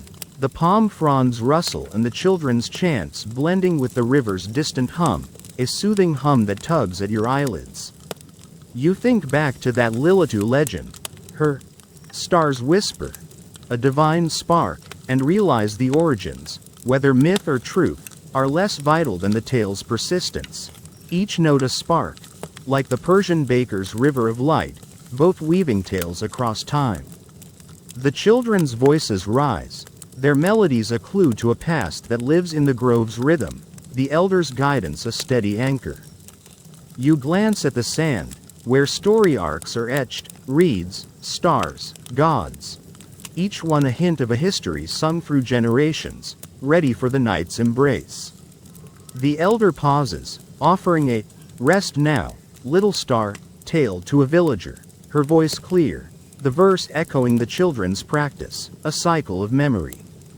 You laugh again, imagining your local school debating bedtime story origins over homework. Sorry, kids, you'd flunk with textbook blues.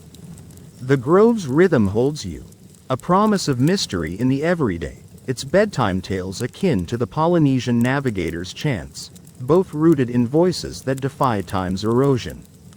The grove feels like a haven, its shade a shield against the day, and you're ready to see how these tales defy chaos. You linger in the grove, the children's voices steady as they chant, their melodies fading into a gentle hum, like the river's own breath. The festival's fire-lit joy and women's voices wait in memory, but the bedtime tales carry you, a craft that feeds heart and soul. Their origins the spark you'll soon see soothing Sumer's turmoil. You feel the weight of their mystery, the grove a sanctuary in the light, and you're ready to face the chaos these stories calm. The stars hide above, their light a gentle pull, and you drift closer to sleep, the scent of clay and the tale's rhythm a lullaby in Sumer's endless day. You've left the grove's gentle chants behind, its children's voices now a tender memory, and find yourself standing on the muddy banks of the Tigris River near Uruk, around 3000 BCE, where a sudden storm churns the waters into frothing waves, and dark clouds shroud the stars above. The air is thick with rain and the scent of wet clay, the city's mud-brick homes huddled against the gale, yet within a nearby courtyard, a storyteller's voice rises, weaving a bedtime tale of a river spirit calming a flooded village. You're here to see how these stories defy chaos, their soothing narratives of gods and stars crafted to lull Sumerian hearts through turmoil, a testament to their resilience. The howl of wind and the storyteller's steady chant blend into a soothing hum, and you're ready to feel their defiance. You huddle under a reed awning, your sandals sinking into the damp earth, the courtyard's oil lamp flickering wildly as the storyteller, a weathered woman with eyes fierce as the storm, stands firm, her voice chanting a tale of Nana's moonlight guiding a lost shepherd through a deluge, each word a note of calm. Historical records note that Sumerians, thriving in Mesopotamia from 3500 BCE, faced frequent floods and storms, relying on bedtime stories in cities like Ur and Eridu to soothe fears of natural chaos, their narratives a cultural anchor during crises. These tales, you learn, are more than lullabies, they're lifelines, their rhythms a shield against the river's wrath, guiding families to rest despite the storm's roar. You smirk as a young listener, a nervous echo of the tale-tinkering boy, clutches his mother's shawl and whispers if Nana really stops floods, earning a gentle pat and a softer retelling from the storyteller. Hold the tale, fear wobbler, you mutter, chuckling at his wide-eyed nod. The quirky truth is that some Sumerian bedtime stories included calm verses, alternate rhythms designed for stormy nights, using repetitive phrases like "river sleeps now" to counter the chaos outside. One tale claims a calm verse lulled a village during a week-long flood. You picture Paulus from that Byzantine folder saga groaning at a scroll full of flood-soothing verses and grin. But the humor fades as you feel the storyteller's resolve, her chant a beacon, each note defying the storm. Not unlike the Polynesian Starpath chant's storm verses, though here it's myth, not waves, that anchors. Her voice rises, weaving a whispering reed tale despite the pelting rain, her melody syncing with the river's wild rhythm, the crowd's murmurs joining in, their trust in the story unwavering. You lean closer, the rain dripping from the awning, and feel the power of this guidance, the bedtime tale a memory that holds firm when chaos reigns, the river's pulse a rhythm sung through the gale. The act is both defiance and faith, the story's rhythm tying the crowd to hope, to gods, to survival in a battle against the storm's wrath. Historians still argue whether these chaos-defying tales relied more on cultural memory, recalling divine myths, or emotional resonance, soothing immediate fears. You're leaning toward emotional, sensing the storyteller's soothing intent, her chant akin to the Persian baker's defiant loaves in war, both crafting hope from hardship. You brace against the awning's post, the storyteller's chant unwavering, now weaving a "rest now, little star" verse. Its quick notes a calm verse matching the storm's ebb, the crowd's voices steady, finding peace amid the turmoil. You laugh softly, imagining calming your own fears with a storm playlist. Yeah, you'd be blaring Thunder Crash Blues and Panicked. The Sumerian craft is different, its bedtime stories a fortress of melody, far beyond the Byzantine folder's petty disputes over figs or camels, which seem trivial against this fight for calm. The storm's fury surrounds you, a lightning flash illuminating the chaos, but the storyteller's voice holds you, its rhythm a shield against the dark.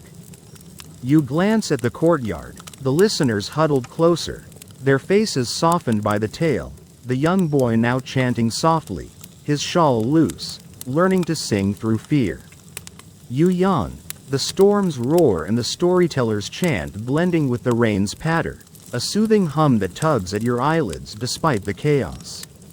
You think back to that calm verse tale, its river-born spark saving a village, and realize these stories aren't just narratives, they're resilience, each note a bond against the tempest, like the Polynesian navigator's storm-defying chants, both weaving peace into chaos.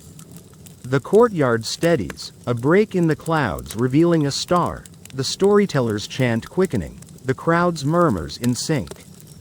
You notice a woman, her cloak soaked, joining the chant, her voice firm, the Nana's cradle verse a vow of endurance, her eyes fixed on the lamp's glow. The bedtime tale's music is alive, more than a story, it's Sumer's heartbeat, soothing souls where others would falter. You laugh again, picturing your local weatherman spinning storm tales. Sorry, mate, you'd be stuck with forecast flop blues and adrift. The storyteller's art is a marvel, its tales a storm-proof guide, their notes a testament to human spirit, defying the river's wrath where the Byzantine folder's complaints would drown. You linger in the courtyard, the storyteller's voice steady as she chants, the storm easing, a star piercing the clouds, the festival's joy a faint echo, but the bedtime tales carry you, a craft that feeds heart and soul, their resilience the spark you'll soon see traded across lands. You feel the weight of their defiance, the courtyard a haven in the tempest, and you're ready to witness the sharing of these tales. The river calms, the stars brighter, and you drift closer to sleep, the scent of rain and the tale's rhythm a lullaby in Sumer's endless night. You've left the courtyard's storm-defying chants behind, their resilient echoes now a fading memory, and find yourself on the sun-warmed banks of the Tigris near Uruk, around 3000 BCE, where the morning air hums with the gentle lap of waves and the chatter of traders from distant cities like Kish and Larsa. The marketplace buzzes with stalls of woven baskets and clay jars, but among the goods, bedtime stories of Nana's moonlight and whispering reeds are shared like precious wares, their melodies a bond across Sumer's lands. You're here to witness the trading of these soothing tales, carried from Uruk to far-off settlements, their narratives weaving kinship and calm through Mesopotamia's heart. The clink of bronze and the traders' melodic exchanges blend into a soothing hum, and you're ready to follow this story commerce. You settle on a reed mat by a trader's stall, your sandals sinking into the soft sand, the river's sparkle catching your eye as you watch a trader. A grizzled man with a sun-creased face. Offer a "Rest now, little star" tale to a visitor from Nippur, his voice chanting a myth of Inanna's lullaby, soothing a weary shepherd in a Sumerian tongue, perhaps early Akkadian. He sings the melody, a map to peace, and the visitor echoes it, their voices a bridge across the Tigris. Historical records note that Sumerian traders, thriving from 3500 BCE, exchanged bedtime stories as cultural currency, with merchants in cities like Ur and Eridu sharing narratives to strengthen alliances and ease the anxieties of travel, linking communities through shared calm. You feel the pulse of this trade, each tale a spark, its melody weaving connections among strangers. You smirk as a young trader, a lively echo of the fear-wobbling listener, tries to barter and, in Lil's whisper, tale but stumbles, mixing the god's breeze with Nana's light, earning a chuckle and a clay bead from his buyer. Keep it divine, verse haggler, you mutter, chuckling at his sheepish grin. The quirky truth is that some Sumerian traders used tale seals, small clay tokens etched with symbols like a moon or reed to mark a story's exchange, ensuring its memory across dusty routes. One tale claims a moon seal opened a trade path by proving a story's worth during a drought. You picture Paulus from that Byzantine folder saga groaning at a scroll full of sealed tales and grin, but the humor fades as you see the trader's pride, his chant a gift of calm, each note a spark of kinship, not unlike the Polynesian star path chant's traded verses, though here it's myths, not stars, that bind. The grizzled trader shares a whispering reed tale, his voice steady, offering it for a bundle of dried fish, both parties reciting the melody, their harmony sealing the exchange as a promise of shared peace. You lean closer, the river's scent mingling with roasted barley, and accept a sip of watered beer from a vendor, its tangy taste grounding you as you hum the Nana's Cradle verse, stumbling but earning a nod. You laugh softly, imagining trading your bedtime stories for coffee. Yeah, you'd get caffeine crash blues and a blank stare. The Sumerian craft is different, its bedtime tales a melodic currency, far beyond the Byzantine folder's petty disputes over figs or camels, which seem trivial against this artful exchange. The marketplace's buzz surrounds you, a child chasing a stray goat, a cart's creak, but the traders' songs are beacons, their melodies sparking connection across lands. You wander to another stall, where a woman trades a river's song tale for a woven mat, her voice clear as she recounts a fish guiding a sailor home, the buyer echoing with reverence, their exchange a vow to share Sumer's calm. The act is more than trade, it's kinship, the bedtime tales a language that carries wisdom across Mesopotamia, even through storm's shadows. Historians still argue whether these traded tales were primarily economic, strengthening trade networks, or cultural, fostering unity across cities. You're leaning toward cultural, sensing the traders' bond, their voices a shared lullaby, like the Persian baker's poetic loaves traded across markets, both weaving ties through their craft. You sit by the riverbank, the beer's tang lingering, the traders' chants, reeds, stars, rivers, rising with the waves, each one a verse carried from Uruk to distant shores, shared across Sumer's heart. The young trader, now bolder, offers a Nana's Cradle tale, his melody clear, earning a tale seal from his buyer. You yawn, the river's lap and the trader's chants blending with the market's lively hum, a soothing hum that tugs at your eyelids. You think back to that moon seal tale, its chant opening a route, and realize this trade isn't just commerce, it's connection. Each melody is spark, like the Polynesian navigators exchanged chants, both weaving stories across distances.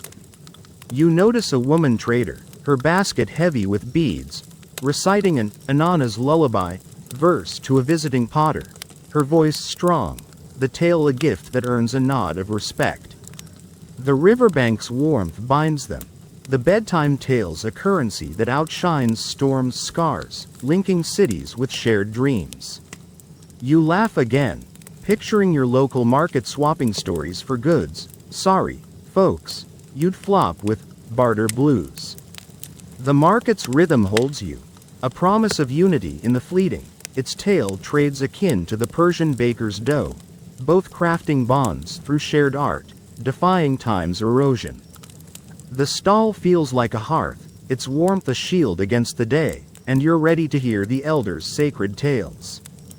You linger on the riverbank, the traders' voices steady as they chant, their melodies fading into a gentle hum, like the river's own breath. The storm's chaos and festival's joy wait in memory, but the bedtime tales carry you, a craft that feeds heart and soul, their traded calm the spark you'll soon see in elders' wisdom. You feel the weight of their connection, the riverbank a haven in the light, and you're ready to explore the elders' preservation of these stories. The stars hide above, their light a gentle pull, and you drift closer to sleep, the scent of clay and the tale's rhythm a lullaby in Sumer's endless day. You've left the bustling riverbank's traded tales behind, their melodic exchanges now a warm memory, and find yourself seated in a thatched council hut within Uruk, around 3000 BCE, where the midday light filters through woven walls, casting soft shadows on the sandy floor. The air carries the faint scent of reed mats and the distant hum of the Tigris, but within this hut, elders gather, their voices low as they recite bedtime stories of Inanna's lullabies and whispering reeds, ensuring these soothing narratives endure for future generations. You're here to hear these elders preserve their sacred knowledge, their stewardship of the lyrical tales, a vital act that binds Sumer's community to its starlit heritage. The rustle of palm fronds and the elders' rhythmic chants blend into a soothing hum, and you're ready to feel this reverence. You settle on a woven bench, your sandals tucked beside you, the hut's cool shade grounding you as you watch an elder, a woman with eyes weathered by countless nights, Leda, Nana's Cradle tale, her voice chanting the moon god's soothing light over a sleepless village in a Sumerian tongue, perhaps early Akkadian. She sings with deliberate care, her melody a map to rest, the other elders echoing softly, their voices a chorus of memory. Historical records note that Sumerian elders, thriving from 3500 BCE, served as knowledge keepers, preserving bedtime stories through oral traditions in villages across cities like Ur and Eridu, ensuring their calming wisdom survived for sleepless souls. You feel the weight of this stewardship, each tale a spark, its melody a sacred trust that holds Sumer's soul. You smirk as a younger elder, a wise echo of the verse-haggling trader, fumbles a whispering reed verse, mixing a river spirit's song with a star's path, earning a gentle correction and a stifled chuckle from the group. Keep the tale, storykeeper, you mutter, chuckling at her nod. The quirky truth is that some elders used memory chants, short, repetitive verses paired with clay tokens to reinforce tale accuracy, ensuring their preservation. One tale claims a reed token chant saved a story from fading during a city's rebuilding after a flood. You picture Paulus from that Byzantine folder saga groaning at a scroll full of token-aided tales and grin, But the humor fades as you see the elders focus, her chant a sacred duty, each note a story preserved for the future, not unlike the Polynesian elders' star path chants, though here it's myths, not stars, that endure. The elder shifts, now chanting an Enlil's whisper tale, her voice tracing the wind god's calming breeze, the others joining in, their harmony a vow to keep the melody alive, passing it to a young apprentice who listens with wide eyes. You lean closer, the hut's earthy scent grounding you, and feel the gravity of this preservation. The bedtime stories not just narratives but a legacy, tying Sumer to its ancestors, its gods, its nights. The act is both ritual and responsibility, the elders' voices ensuring every sleepless heart finds peace, their wisdom a shield against time's erosion. Historians still argue whether elders' preservation of tales was primarily practical, ensuring narrative accuracy, or spiritual, honoring the divine calm of the gods. You're leaning toward spiritual, sensing the elders' reverence, her chant a prayer to the stars, like the Persian baker's etched verses, though here it's voices, not dough, that carry the tale. You accept a sip of date juice from a villager, its sweet tang grounding you, and try humming the Rest Now, Little Star verse, stumbling on the rhythm, earning a kind nod from the apprentice who taps the beat. You laugh softly, imagining archiving your family's stories for posterity. Yeah, you'd get digital dust blues and a mess. The Sumerian craft is different, its bedtime stories a sacred archive, far beyond the Byzantine folders' petty disputes over figs or camels, which seem trivial against this reverence. The hut's quiet surrounds you, a distant gull's cry blending with the elders' chants, the rivers hum a gentle backdrop, but the council feels like a sanctuary, their voices a chorus that holds the past. You glance at the clay tokens, etched with reeds and stars, resting beside the elder, their symbols a guide for her chants, the apprentice studying them with care, learning to preserve the sacred. The younger elder tries again, her whispering reed verse clearer, her voice steady, earning a nod from the group. You yawn, the palm fronds rustle and the elder's chants blending with the hut's stillness, a soothing hum that tugs at your eyelids. You think back to that reed token chant, its rhythm saving a tale, and realize this preservation isn't just duty, it's devotion, each note a spark, like the Polynesian navigators' memorized verses, both safeguarding stories for the future. The elders' harmony binds them, each tale a thread, their wisdom a tapestry of shared calm.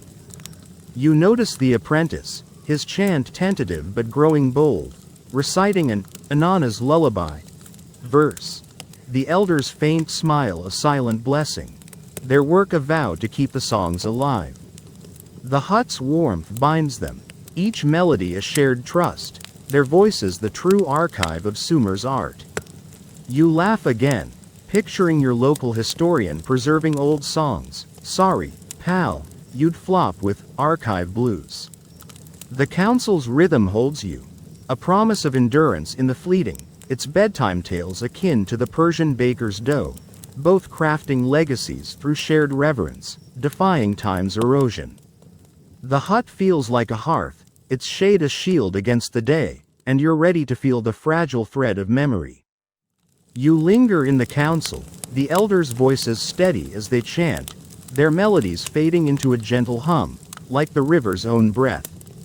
The riverbank's trades and storms' chaos wait in memory, but the bedtime tales carry you, a craft that feeds heart and soul, their sacred calm the spark you'll soon see in their fragile memory. You feel the weight of their stewardship, the hut a haven in the light, and you're ready to explore the memory that holds these chants.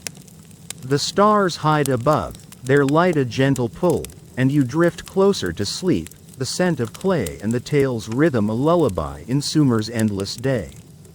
You're still seated in the thatched council hut of Uruk, around 3000 BCE, where the midday light filters through woven walls, casting a soft glow across the sandy floor. the air heavy with the scent of reed mats and the distant murmur of the Tigris. The elders' voices linger, their Nana's cradle, and whispering reed tales a sacred echo.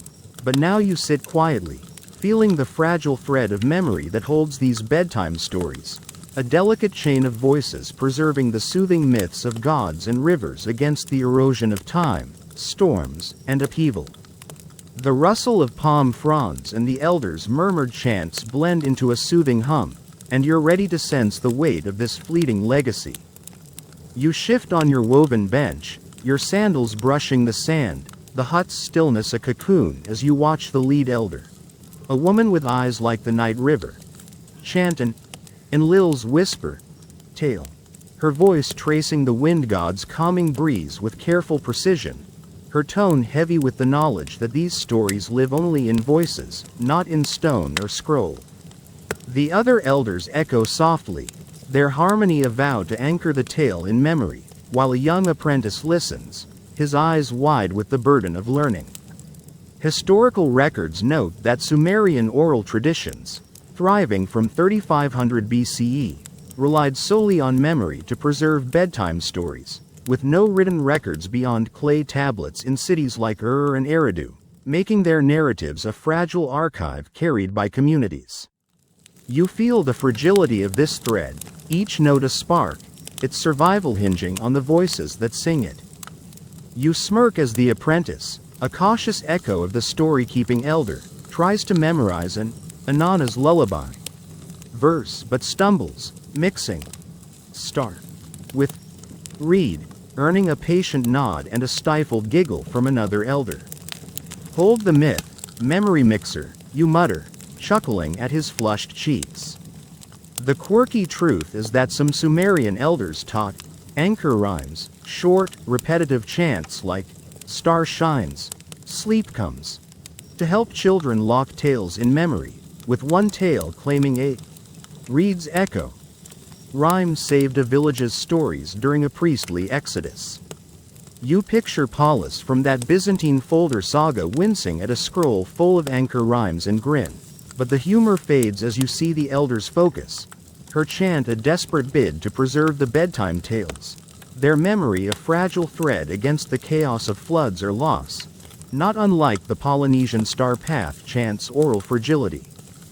The elder pauses, her gaze distant, as if hearing the voices of past storytellers, mothers, traders, priests, whose chants have kept these melodies alive through centuries of turmoil.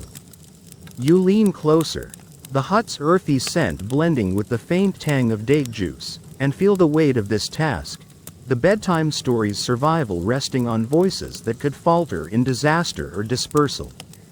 The act is both sacred and precarious, the tale's a living archive that could vanish with a single generation's silence. Historians still argue whether the oral nature of Sumerian bedtime stories made them vulnerable, easily lost to disruption, or resilient, adaptable through communal memory. You're leaning toward vulnerable, sensing the elder's quiet fear, her work akin to the Persian baker's secret verses, both fragile in memory, though here it's myths, not dough, that hold the heart. You steady yourself on the bench, the apprentice now chanting a whispering reed verse, his voice shaky but determined, practicing to hold the melody in his mind, not just on the elder's clay tokens. You laugh softly, imagining memorizing your favorite songs as a kid. Yeah, you'd get lyric lapse blues and a mess. The Sumerian craft is different. Its bedtime stories a fleeting vessel for melodies that soothe souls, far beyond the Byzantine folder's petty disputes over figs or camels, which seem trivial against this delicate memory. The hut's hush surrounds you, a distant wave's crash blending with the elders' chants, the village's bustle a faint echo, but the council feels like a sanctuary, their voices a fragile chorus against time. You glance at the clay tokens, their reed and star etchings deep, resting beside the elder, their symbols a guide for the chants, but the true archive is the voices, a chain as delicate as a spider's web. The elder pauses, offering a nod to the apprentice, her eyes heavy with the burden of memory, the bedtime tales a treasure she fears losing. You yawn, the palm fronds rustle and the murmured verses blending with the hut's stillness, a soothing hum that tugs at your eyelids. You think back to that reed's echo rhyme, its verses saving a village's legacy, and realize this memory isn't just preservation, it's survival. Each note a spark, like the Polynesian navigator's oral chants, both clinging to life through voices. You notice the apprentice, his chant steadier now, reciting the Inanna's lullaby, without error, the elder's faint smile a silent blessing, their work a vow to keep the melodies alive. The hut's warmth binds them, each tale a fragile link, their voices the true archive of Sumer's art.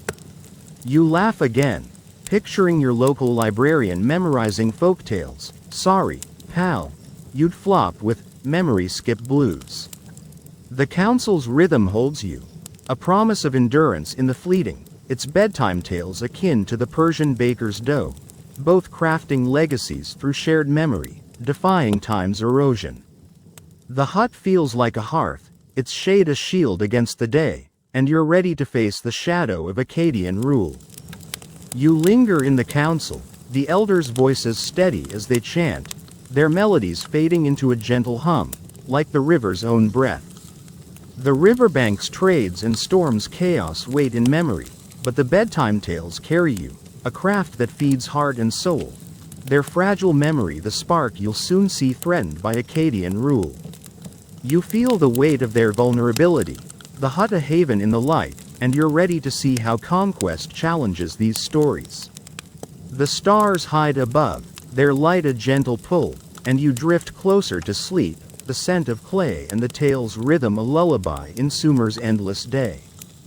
You've left the council hut's sacred chants behind, their elders' voices now a tender memory, and find yourself in a Sumerian village near Uruk, around 2300 BCE, where the once vibrant streets are hushed, the air heavy with the scent of dust and the distant clatter of Akkadian spears beyond the city walls.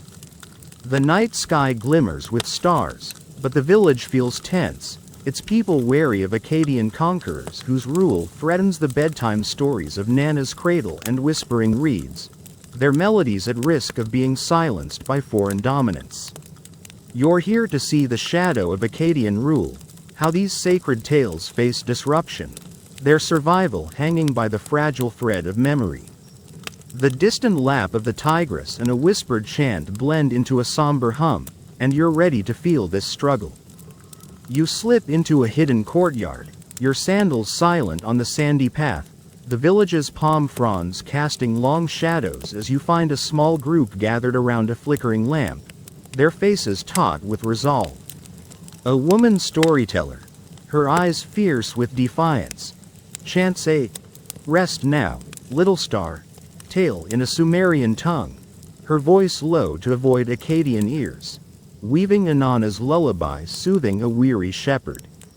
Historical records note that Akkadian conquest, intensifying in Mesopotamia from 2334 BCE under Sargon, disrupted Sumerian oral traditions, with foreign rulers and scribes often favoring Akkadian myths over Sumerian bedtime stories in cities like Ur and Nippur, threatening their survival. You feel the weight of this threat, each note a spark, its melody a flickering flame against encroaching loss.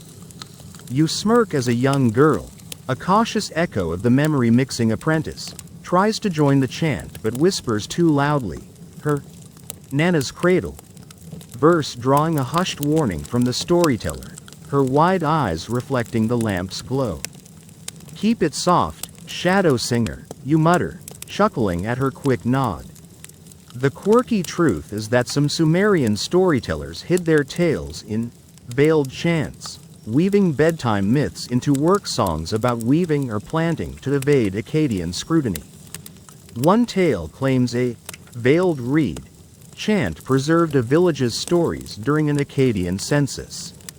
You picture Paulus from that Byzantine folder saga groaning at a scroll full of covert chants and grin, but the humor fades as you see the storyteller's tension, her tale a fragile thread, its melody a quiet rebellion against Akkadian rule.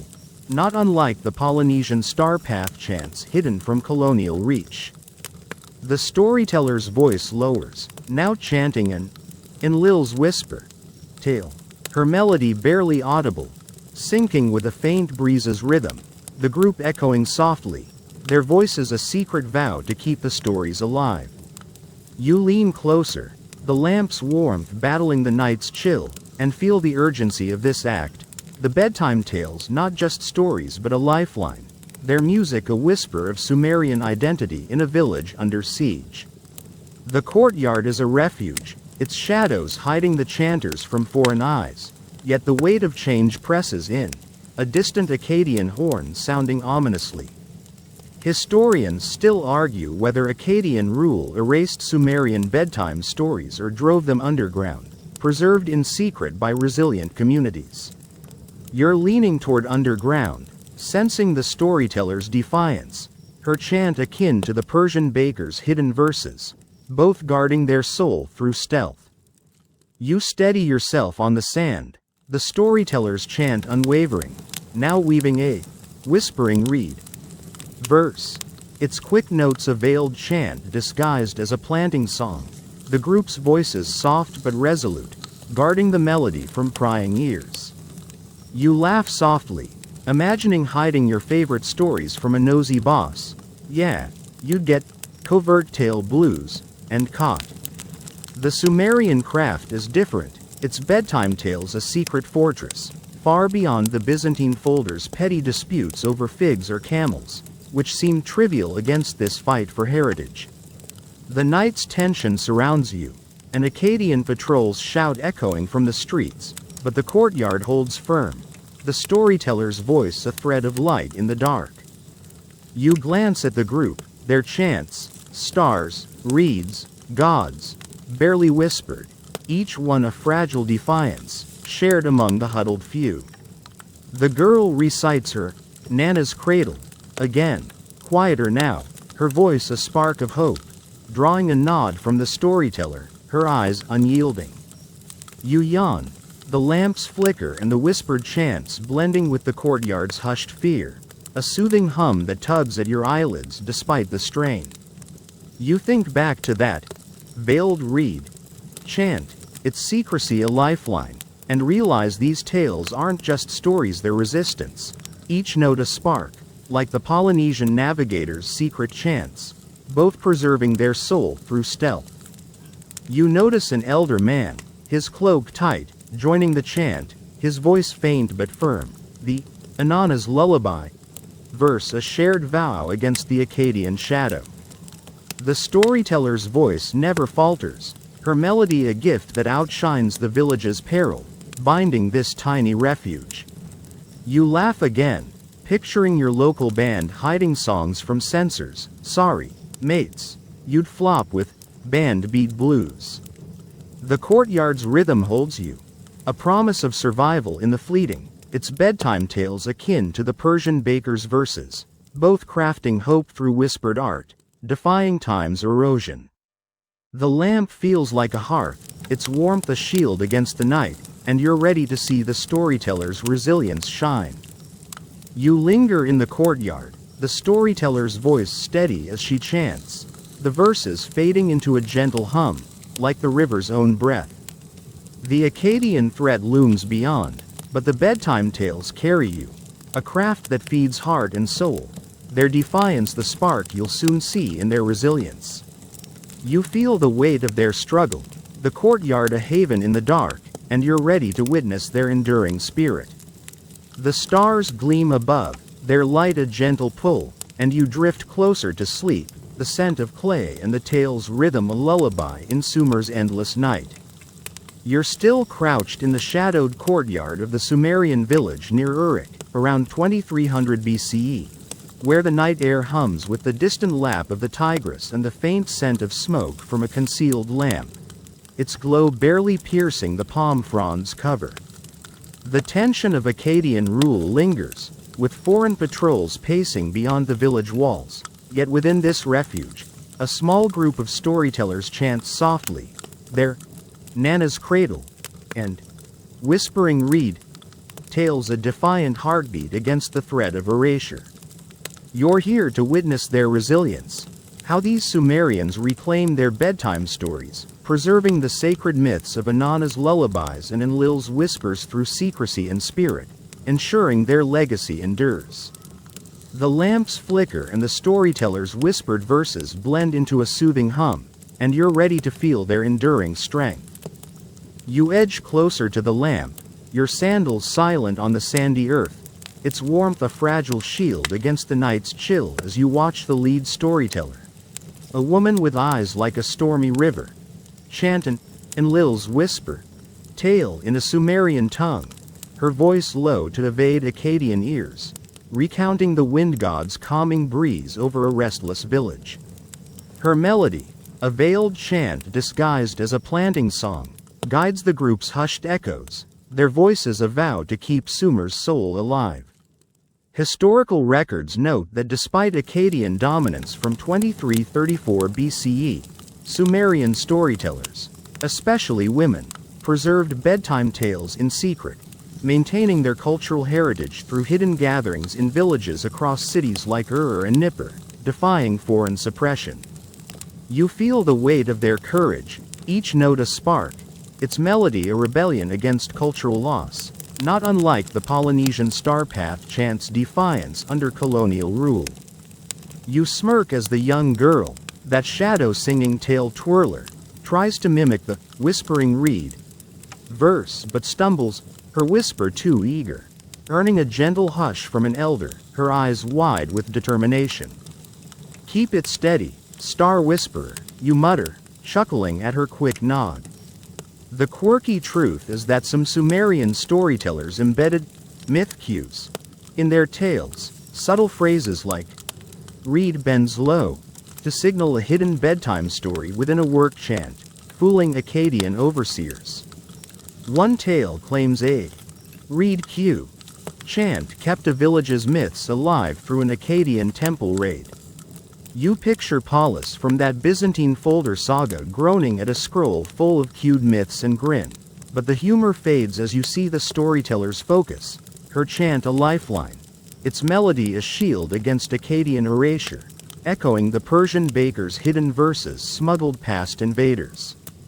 The storyteller's voice strengthens, now weaving a Nana's cradle tale, her melody syncing with a faint night breeze, the group's voices joining in a quiet chorus, their harmony a vow to reclaim their heritage despite the patrols beyond. You lean in, the lamp's glow warming your face, and feel the power of this resilience. The bedtime tales not just stories but a testament to Sumerian identity, their music a whispered defiance in a world of upheaval. The act is both resistance and renewal, the chant's rhythms tying the group to their ancestors, their gods, their knights. Historians still argue whether this resilience stemmed from cultural pride, preserving Sumerian identity, or survival, ensuring tales for future calm. You're leaning toward pride, sensing the storyteller's unyielding spirit, her chant akin to the Polynesian navigator's defiance, both holding fast through adversity, though here it's myths, not stars, that carry the heart. You brace against the sand, the storyteller's chant unwavering, now weaving an Inanna's lullaby verse, its quick notes disguised as a weaving song, the group's voices steady, guarding the melody from foreign ears. You laugh softly, imagining hiding your favorite books from a nosy roommate. Yeah, you'd get sneaky page blues and busted. The Sumerian craft is different, its bedtime tales a fortress of memory, far beyond the Byzantine folder's petty disputes over figs or camels, which seem trivial against this fight for heritage. The courtyard's secrecy surrounds you, a distant Akkadian shout echoing, but the storyteller's voices hold firm, their melody a thread of light in the dark. You glance at the group, their chants, reeds, stars, goddesses, whispered but fierce, each one a silent stand, shared among the huddled few. The elder man, his cloak tight, joins the whispering reed chant, his voice resolute, drawing a nod from the storyteller, their bond forged in defiance. You yawn. The lamps flicker and the murmured verses blending with the courtyard's hushed tension, a soothing hum that tugs at your eyelids. You think back to that read cue chant, its secrecy a lifeline, and realize this resilience isn't just survival, it's legacy, each note a spark, like the Persian baker's hidden poems, both guarding their soul through stealth. You notice the young girl, her chant softer now, leading an Enlil's whisper, verse with care, her voice a spark of hope, learning to carry the tradition forward. The storyteller's melody never falters, her song a gift that outshines the Akkadian shadow, binding this fragile refuge. You laugh again, picturing your local poet smuggling tales past a ban. Sorry, mate, you'd flop with censored rhyme blues. The courtyard's rhythm holds you, a promise of endurance in the fleeting, its bedtime tales akin to the Polynesian navigator's chants, both crafting hope through secret art, defying time's erosion. The lamp feels like a hearth, its warmth a shield against the night, and you're ready to hear these tales echo in today's world. You linger in the courtyard, the storyteller's voice steady as she chants, the verses fading into a gentle hum, like the river's own breath. The Akkadian threat looms beyond, but the bedtime tales carry you, a craft that feeds heart and soul, their resilience the spark you'll soon see in modern echoes. You feel the weight of their defiance, the courtyard a haven in the dark, and you're ready to explore their lasting legacy. The stars gleam above, their light a gentle pull, and you drift closer to sleep, the scent of clay and the tale's rhythm a lullaby in Sumer's endless night. You've left the hidden courtyard's secret chants behind, their firelit defiance now a distant memory, and find yourself seated in a cozy library corner. Perhaps in Baghdad or London. In May 2025. Where the air hums with the faint scent of old books and the soft click of keyboards. The shelves are lined with translations of ancient texts, and a digital screen nearby displays cuneiform tablets, their tales of Nana's cradle and whispering reed, glowing in modern light. You're here to hear these Sumerian bedtime stories echo in today's world, where scholars, storytellers, and dreamers blend myths of Inanna's lullabies with modern life, preserving their heritage from Uruk to global audiences. The rustle of pages and the murmur of a nearby lecture blend into a soothing hum, and you're ready to trace this living legacy. You settle into a cushioned chair, your sneakers scuffing the polished floor, the library's warm light illuminating a tablet displaying a translated Enlil's whisper tale, its words recounting the wind god's calming breeze, a melody once chanted under Akkadian threat. A nearby scholar reads aloud, her voice echoing the Sumerian rhythm, while students record the session on their phones, blending ancient myth with digital archives.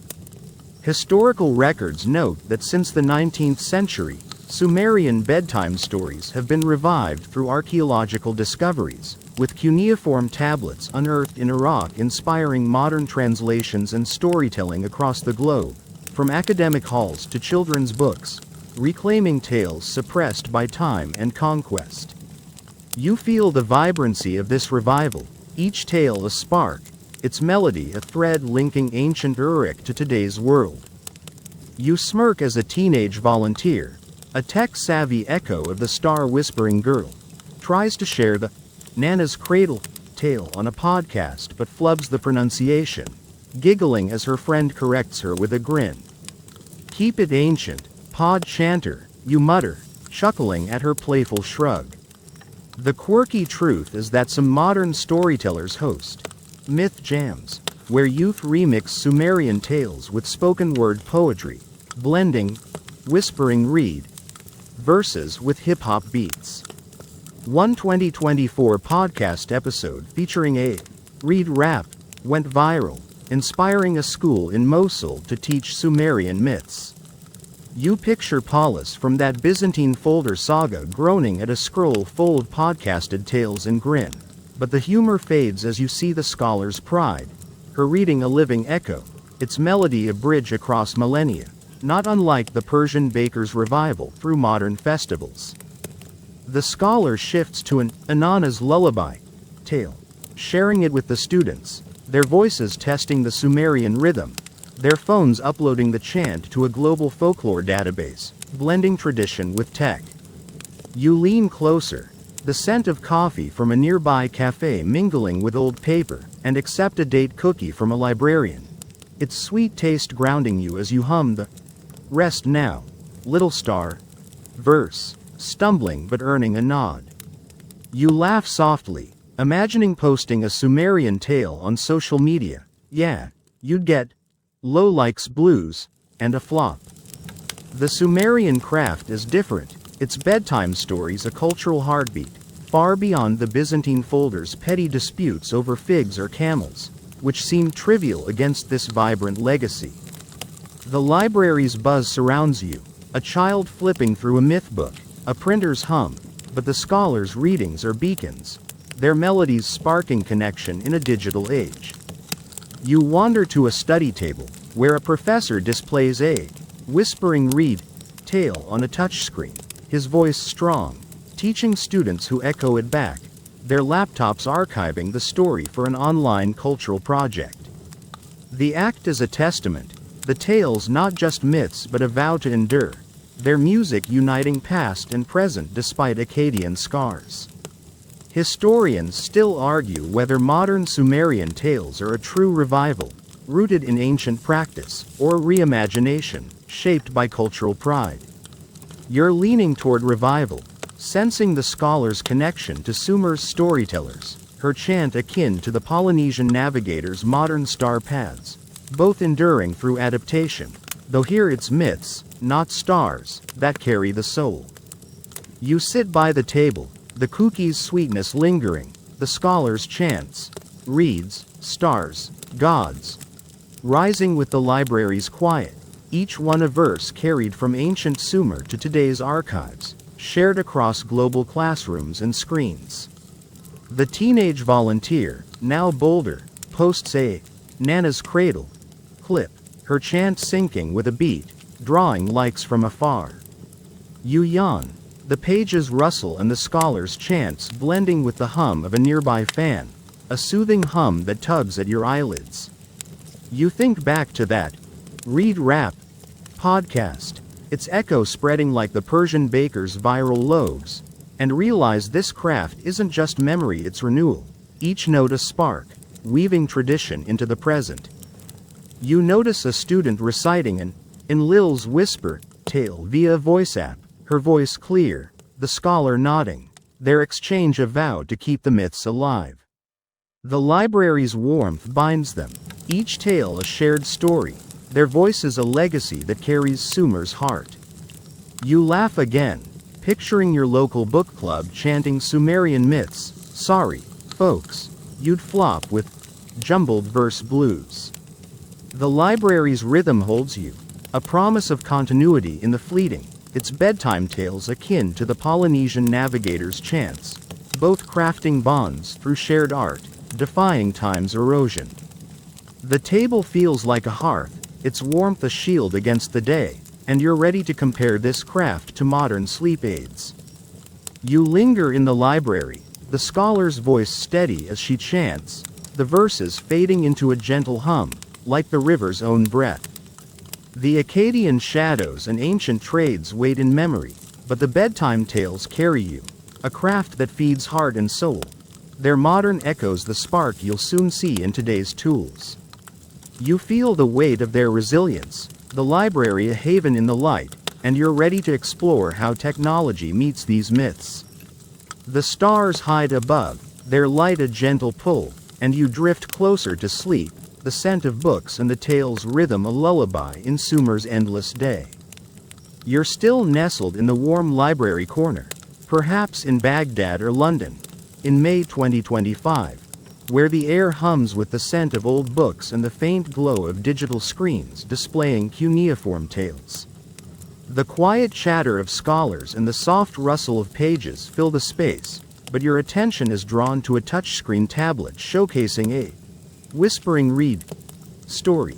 its ancient rhythm blending with the buzz of a nearby sleep app playing ambient river sounds. You're here to compare these timeless Sumerian bedtime stories to modern sleep aids, as scholars and storytellers weave myths of Inanna's lullabies with apps, podcasts, and digital archives, balancing tradition with today's tools. The clack of keyboards and the murmur of a narrated myth blend into a soothing hum, and you're ready to feel this fusion. You settle back into your cushioned chair, your sneakers brushing the polished floor, the library's light warming you as you watch a scholar. A woman with a calm voice. Read an Enlil's whispered tale from a translated tablet, her cadence echoing the ancient Sumerian rhythm while she checks a sleep tracking app on her phone, its data syncing with the story's soothing pace.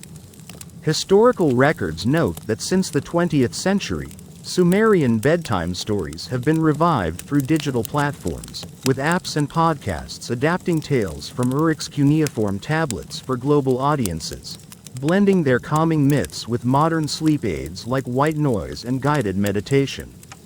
You feel the tension of this blend, each tale a spark, its melody teetering between ancestral wisdom and digital precision. You smirk as the teenage volunteer, that pod-chanting star whisperer, tries to sync an Inanna's lullaby verse to a meditation app's beat but fumbles the rhythm, earning a playful nudge from a friend. Keep it mythic, tech-tangular, you mutter, chuckling at her grin. The quirky truth is that some sleep apps now feature Sumerian mode, layering ambient sounds like river flows or ziggurat winds with narrated myths, with one 2024 app remixing a Nana's Cradle tale gaining traction in sleep clinics. You picture Paulus from that Byzantine folder saga groaning at a scroll full of app-synced myths and grin, but the humor fades as you see the scholar's focus, her chant a warm thread against technology's chill, its melody a bridge between ancient courtyards and modern bedrooms, not unlike the Persian baker's digital dough designs. The scholar shifts to a rest now, little star tale, her voice rising with the myth's cadence, but she adjusts the app's ambient volume, syncing the story's rhythm with a soft breeze sound, the student's headphones echoing the blend of chant and tech. You lean closer, the scent of coffee curling around you, and accept another date cookie from the librarian, its sweet crunch grounding you as you hum the whispering read verse, stumbling but earning a nod. You laugh softly, imagining calming your own insomnia with a sleep tracker.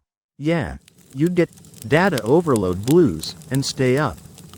The Sumerian craft is different, its bedtime tales a vibrant fusion, far beyond the Byzantine folder's petty disputes over figs or camels, which seem trivial against this modern dance of tradition and tech. The library's hum surrounds you, a student's stylus tapping a tablet, a fan's whir, but the scholar's chants remain beacons, grounding the digital age.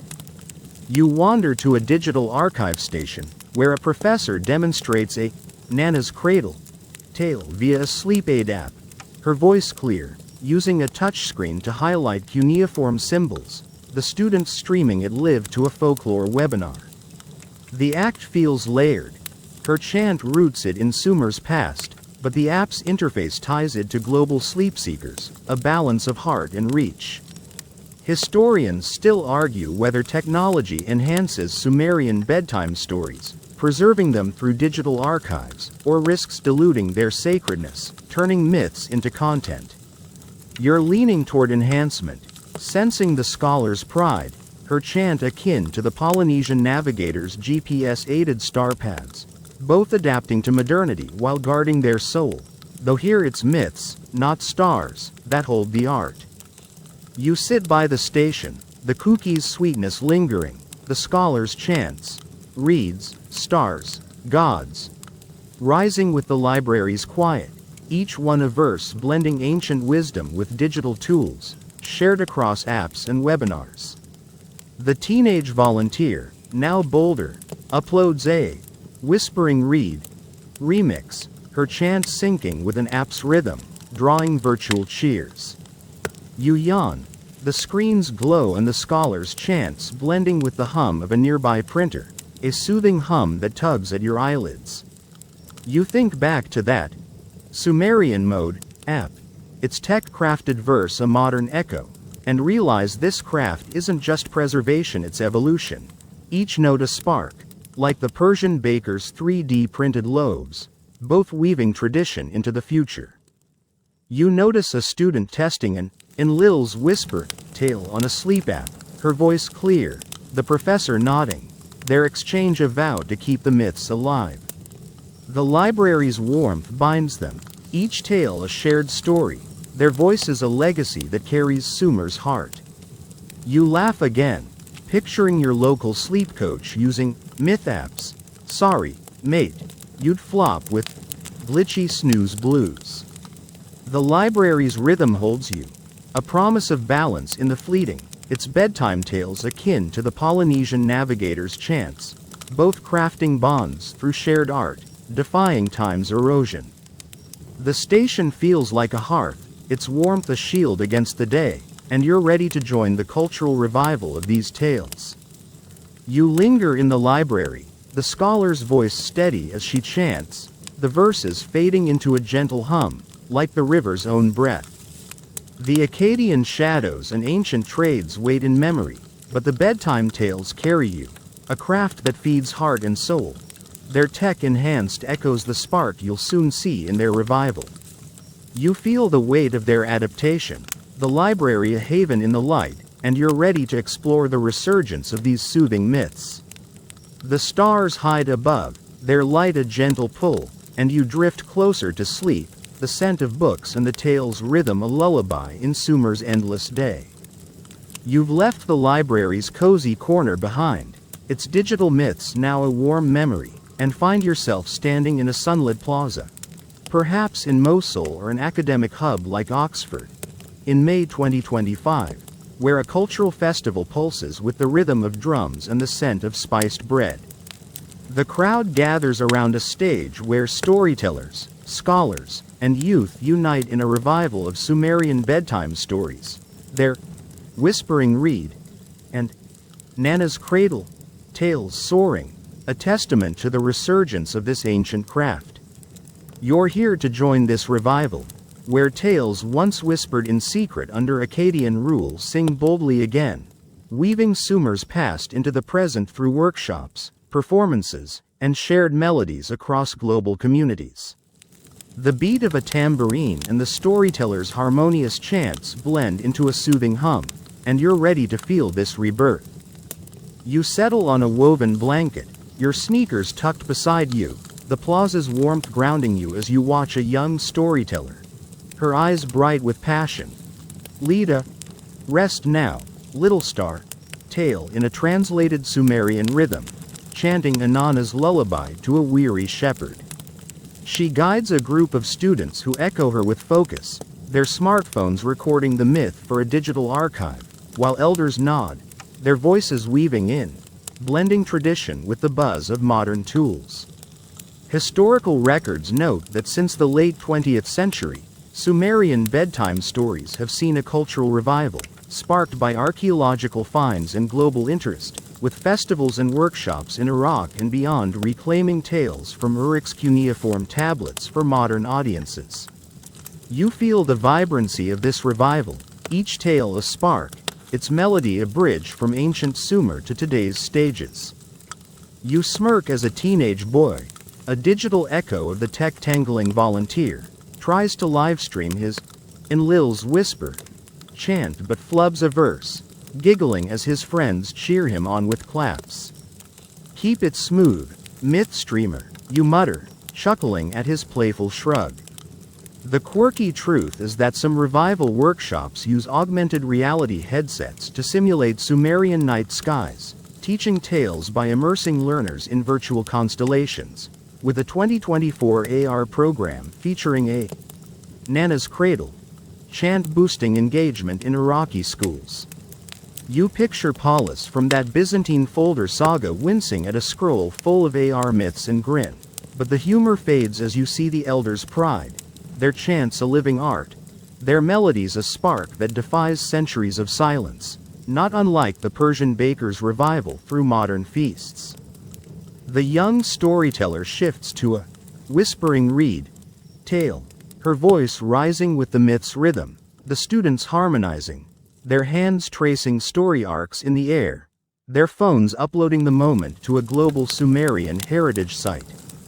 You lean closer, the bread's spiced aroma curling around you, and accept a piece of flatbread from a vendor, its warm taste grounding you as you hum the Anana's lullaby verse, stumbling but earning a clap from a girl. You laugh softly, imagining reviving your childhood bedtime stories with AR. Yeah, you'd get glitchy nostalgia blues and a mess. The Sumerian revival is different, its bedtime tales a vibrant thread, far beyond the Byzantine folder's petty disputes over figs or camels, which seem trivial against this cultural awakening. The festival's energy surrounds you, a child's laughter rising, a drone filming the stage, but the storyteller's songs are beacons, their melodies sparking connection in a digital age. You wander to a workshop tent, where elders teach a Nana's cradle chant, their voices guiding youth who practice with clay tokens, their tablets archiving the melody for future generations. The act is a celebration, the tales not just stories but a vow to reclaim identity, uniting communities across the globe. Historians still argue whether this revival is primarily cultural, preserving Sumerian heritage, or practical, equipping modern storytellers with ancestral skills. You're leaning toward cultural, sensing the festival's passion, their chants akin to the Polynesian navigators' star path revivals, both reclaiming identity through shared art, though here it's myths, not stars, that carry the soul. You sit by the tent, the flatbread's warmth lingering, the storyteller's chants, reeds, stars, gods, rising with the plaza's breeze, each one a verse revived from ancient Sumer, shared across workshops and screens. The teenage boy, now confident, live streams his whispering reed chant, his voice clear, drawing virtual applause from afar. You yawn, the tambourine's beat and the workshop's chants blending with the festival's lively buzz, a soothing hum that tugs at your eyelids. You think back to that Nana's Cradle AR program, its digital verse a modern spark, and realize this revival isn't just preservation, it's rebirth, each note a spark, like the Persian baker's festival loaves, both weaving tradition into the present. You notice an elder sharing an Enlil's whisper tale, her voice steady, the young storyteller nodding, their exchange a vow to keep the myths alive.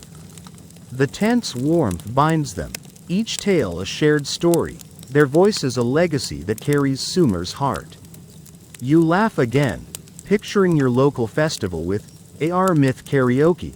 Sorry, folks. You'd flop with pixelated pitch blues. The workshop's rhythm holds you, a promise of renewal in the fleeting, its bedtime tales akin to the Polynesian navigators' chants, both crafting bonds through shared art, defying time's erosion. The plaza feels like a hearth, its warmth a shield against the day, and you're ready to reflect on the global wisdom of these tales. You linger in the festival, the storytellers' voices steady as they chant, their melodies fading into a gentle hum, like the river's own breath. The Akkadian shadows and modern apps wait in memory, but the bedtime tales carry you, a craft that feeds heart and soul, their revival the spark you'll soon see in universal lessons. You feel the weight of their passion, the plaza a haven in the light, and you're ready to explore the timeless wisdom of these myths. The stars hide above, their light a gentle pull, and you drift closer to sleep, the scent of bread and the tale's rhythm a lullaby in Sumer's endless day. You've left the festival's lively plaza behind, its rhythmic chants now a warm memory, and find yourself seated on a grassy hill overlooking a modern city, perhaps Mosul or Oxford, in May 2025, where the twilight sky shimmers with the first stars, their light mingling with the city's gentle glow below. The air is cool, scented with grass and distant spices, the faint hum of evening traffic a soft backdrop to the echo of Whispering Reed and Nana's Cradle, tales lingering in your heart. You're here to reflect on the global wisdom of these Sumerian bedtime stories, their lessons of resilience, memory, and connection resonating far beyond Uruk, offering truths for a world navigating change. The rustle of leaves and the faint murmur of a distant chant blend into a soothing hum, and you're ready to trace this universal light. You settle on the soft earth, your jacket a cushion, the horizon's glow fading as you think of the Sumerian storyteller's craft, weaving bedtime tales through centuries of floods, Akkadian conquest, and modern revival. These stories, with their Rest Now, Little Star, and Anana's Lullaby verses, carry wisdom that transcends their origins. Resilience, like the storyteller's defiance against Akkadian erasure memory, preserved in fragile voices and connection, binding communities through shared myths. Historical records note that Sumerian oral traditions, rooted in tales around 3500 BCE, reflect a deep cultural resilience, their bedtime stories adapting to challenges like conquest and time, offering a model for global communities facing modern crises like cultural loss or digital overload. You feel the weight of these lessons, each note a spark, its wisdom a guide for any soul charting uncertain paths, far beyond Mesopotamia's rivers. You smirk, imagining the teenage myth streamer teaching her, in Lil's whisper, chant to a Tokyo classroom, her TikTok flair probably sparking more laughs than awe. Keep it universal, story poet, you mutter, chuckling at the thought. The quirky truth is that Sumerian bedtime stories have inspired global storytelling initiatives, with writers in Africa and Europe citing their structure. One 2024 project in Cairo adapting a Whispering Reed tale for children's sleep workshops. You picture Paulus from that Byzantine folder saga wincing at a scroll full of global myths and grin, but the humor fades as you feel the tale's reach, their lessons a beacon for a fragmented world, unlike the folder's fleeting disputes over figs or camels, which seem trivial against this timeless wisdom. The wisdom lies in harmony, resilience to endure, like the storyteller's veiled chants through Akkadian rule memory to hold fast, like the elders' clay tokens and children's rhymes connection to unite, like the festivals and traded tales binding Sumer's cities. You think of the Mosul storytellers, Nana's Cradle, its verse a reminder to adapt yet stay rooted, a lesson for communities facing global shifts or fading traditions. In a world of fleeting trends and digital noise, this wisdom feels vital, a call to weave art into survival, to listen to the past. Historians still argue whether the tale's lessons are universal, applicable globally, or tied to Sumer's unique riverine culture, a treasure not easily shared. You're leaning toward universal, feeling their truths echo in every struggle to endure, like the Persian baker's etched roses, both guiding through shared stories, though here it's myths, not dough, that carry the heart. You lean back, the stars brightening, their patterns a map the Sumerians sang into eternity, a reminder of humanity's shared sky. The modern revival, with its AR workshops and podcasted chants, shows adaptation without loss, a lesson for society's balancing tech and tradition. You laugh softly, imagining applying this wisdom to your life. Yeah, you'd be humming, work stress blues, and stuck. The Sumerian craft is a gift, its lessons of memory and connection a guide where the Byzantine folder's rigid system crumbled. You think back to that Cairo, Whispering Reed project, its chant a global spark, and see the tale's heart. A way to navigate life's storms with grace, uniting us all. The hill's silence wraps you, broken by a distant car's hum, the chants echo a memory in your soul. You picture the festival, the young girl's bold, Anana's lullaby, the elder's proud nod, and feel their wisdom ripple outward, to classrooms, libraries, hearts, wherever people seek to endure and connect. You yawn. The breezes whisper and the stars' quiet glow blending with the city's faint hum, a soothing hum that pulls you deeper. The tale's lessons are a bridge, linking Sumer's storytellers to your world, a reminder to hold memory tight, to weave art into survival, no matter the tempest, like the Persian baker's starry verses. You glance at the city below, where lights gleam, their bedtime tales echoing across borders, ready for journeys yet to come. The stars feel closer, their light a universal map, tying you to the Sumerians, to ancestors, to all who chant the night's myths. You feel a pang, remembering the Byzantine folders fall, but the Sumerian melodies endure, their resilience a beacon in your heart. You laugh again, picturing botching a whispering reed chant at a campfire. Sorry, storyteller, I'm no myth chanter. The chant's echo holds you, its wisdom a promise of guidance.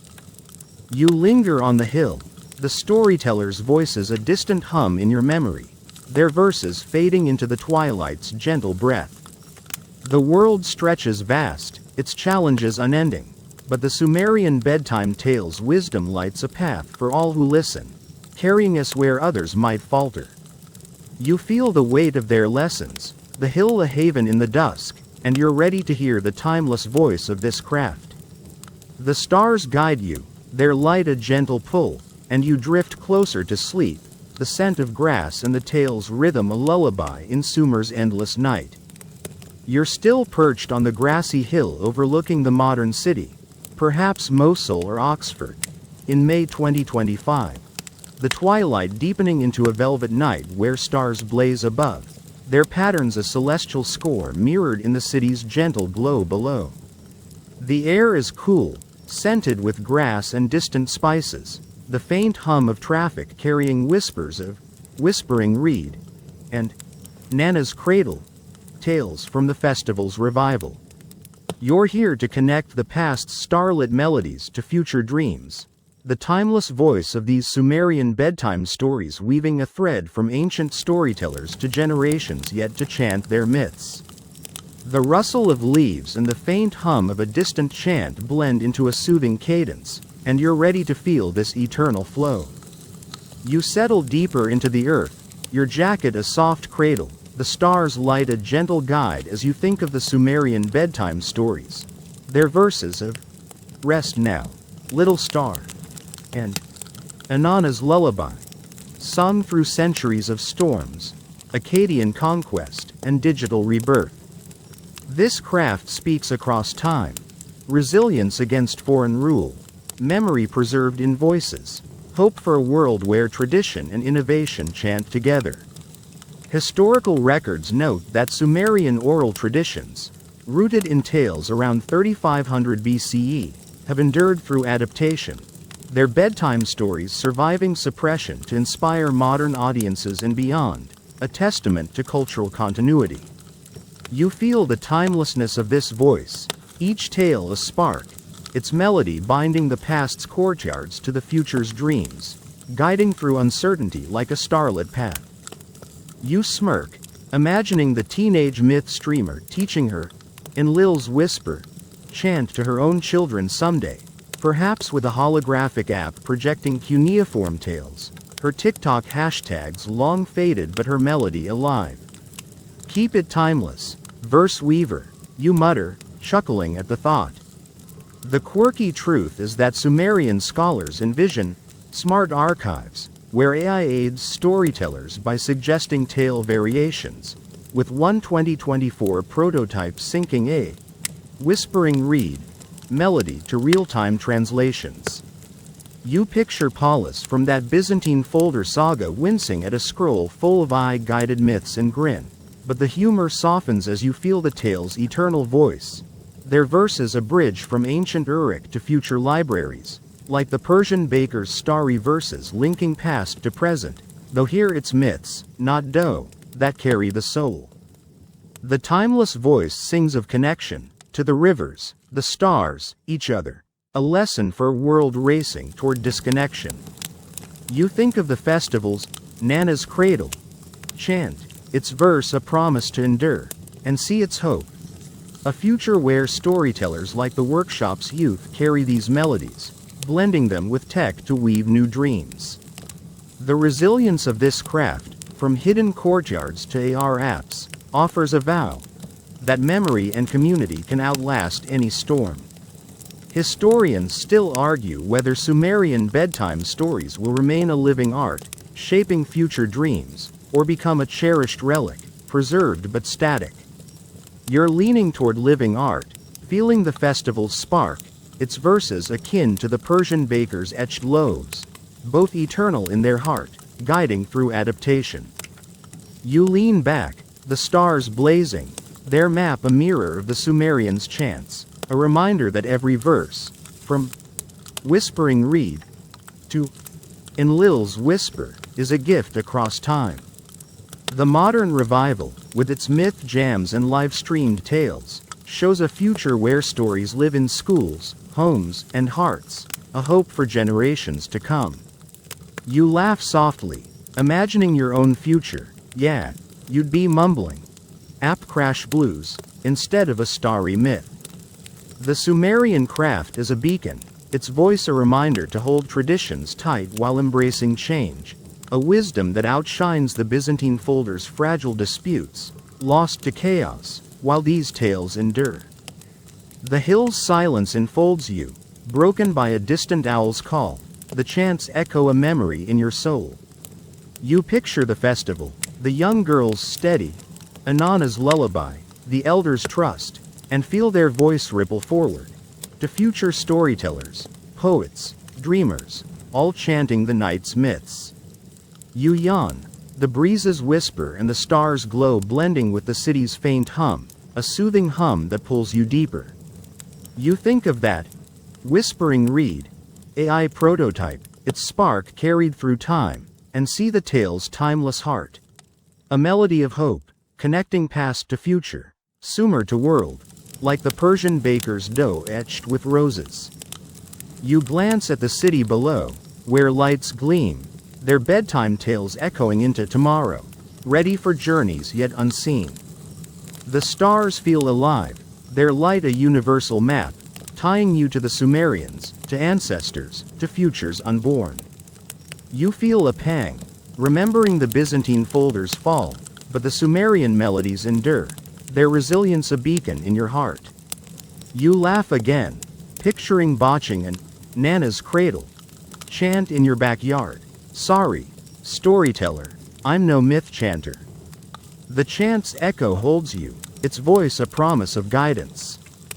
You linger on the hill, the storyteller's voices a gentle hum in your memory, their verses fading into the night's soft breath. The world stretches vast, its puzzles unending, but the Sumerian bedtime tales' timeless voice lights a path for all who listen, carrying us where others might falter. You feel the weight of their hope, the hill a haven in the dark, and you're ready to drift into dreams, carried by this celestial song. The stars guide you, their light a gentle pull, and you sink closer to sleep, the scent of grass and the tale's rhythm a lullaby in Sumer's endless night. You're resting on the grassy hill overlooking the modern city, perhaps Mosul or Oxford, in May 2025. The night now deep, the stars above a shimmering tapestry that mirrors the city's gentle glow below, where the faint echo of whispering reed and Nana's cradle tales lingers from the festival's revival. The air is cool, scented with grass and distant spices, the distant hum of traffic a tender lullaby carrying whispers of rest now, little star, and Inanna's lullaby. You're here to drift into dreams, letting the timeless voice of Sumerian bedtime stories carry you to rest, their melodies a soothing embrace for your weary soul, weaving past, present, and future into one. The rustle of leaves and the soft hum of a distant chant blend into a soothing cadence, and you're ready to surrender to their peace. You sink deeper into the earth, your jacket a cocoon, the stars light a gentle blanket as you think of the Sumerian bedtime stories, their golden verses woven through centuries of courtyards, storms, and rebirth. You see the ancient storyteller in her Uruk courtyard, her whispering reed, tale defying floods, the trader sharing an Enlil's whisper melody across the Tigris, the modern festival's young poet live streaming her Nana's cradle verse, each a note in a timeless song.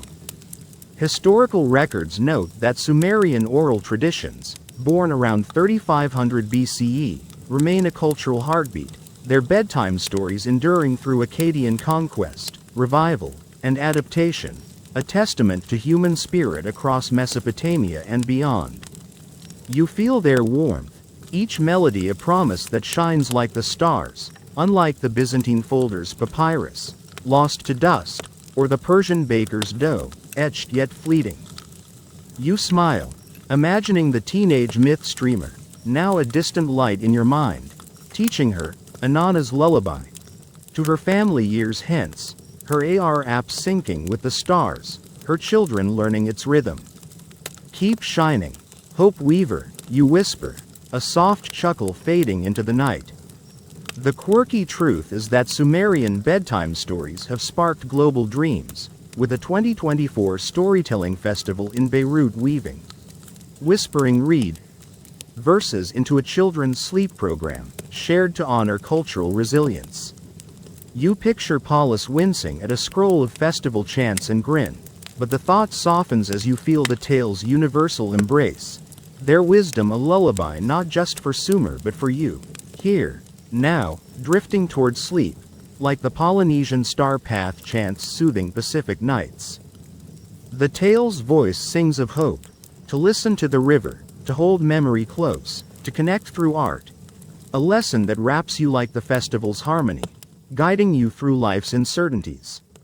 You see the workshop's unity, the elders, Nana's cradle, the child's, reed's echo, and know their melodies will endure, in libraries, apps, or hearts, a song that carries the world forward. Historians may debate whether these tales will shape future dreams or rest as heritage, but you rest easy, feeling their truth as both, a craft that feeds past and hopes alike, far beyond the Byzantine folder's fleeting order. Your home in their song, its notes a gentle tide pulling you to rest.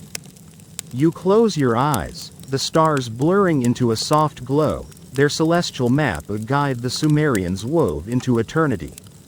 You think of the festival, the young girl's steady voice, the elders' trust, and feel their hope ripple through you, a promise that every tale, every star, finds its place. You laugh, one last time, imagining botching an Enlil's whisper chant at a picnic. Sorry, storyteller, I'm no star poet, just a dreamer. The hill's silence cradles you, its breeze a distant lullaby, the chants echo a memory that soothes your soul. You yawn, the night's whisper gone, the city's breath a tender hum, blending with the stars' light, pulling you deeper into peace. You sink into the grass, the hill's coolness fading, the stars dance a final gift. The Sumerian bedtime stories, with their whispering reed and Nana's cradle, are a timeless voice, binding ancestors to futures, Uruk to world, you to dreams. You see the courtyards, the festivals, the libraries, all gleaming with hope, their melodies eternal in the storyteller's song. You feel a pang, remembering the Byzantine folder's fall, but the Sumerian chants endure, their resilience a beacon in your heart. The stars blur, their light a blanket, the night's voice a whisper of rest, carrying you where no storm can reach. You linger on the hill, the storytellers chant a gentle hum, their verses fading into the night's soft breath, a lullaby that holds you close. The world stretches vast, its mysteries softened, but the Sumerian bedtime tales light your way, their timeless voice a path to dreams where all wanderers find peace. You feel their embrace, the hill a haven in the dark, and you let go, carried by Sumer's song. The stars guide you, their echo a final pull, and you drift into sleep, the scent of grass and the tale's rhythm a lullaby in Sumer's endless night. Wind down. And so, dear wanderer, The tale of Sumerian bedtime stories draws to its close, their melodies softening like the last ripples of a quiet river. You're still on that starry hill, the modern night now deep, the city's glow a gentle caress, the breeze a distant lullaby. The story's journey, born in ancient courtyards, carried through conquest, revived in modern festivals, wraps you in warmth. A reminder that every voice, from Sumerian elder to dreamer, finds its place in the timeless chant. Let the weight of the clay tablet, the flicker of the festival's torches, the echo of whispering reed, and Nana's cradle, all fade into a quiet peace. You're safe here, held by Sumer's embrace, the promise of resilience and connection. The stars above whisper rest, their light a soft veil, and the bedtime tales cradle you, a final gift from a people who sang the night into life. Drift now, let the world slip away, and sink into dreams as gentle as a Mesopotamian dawn. Sleep well, sweet soul, sleep well.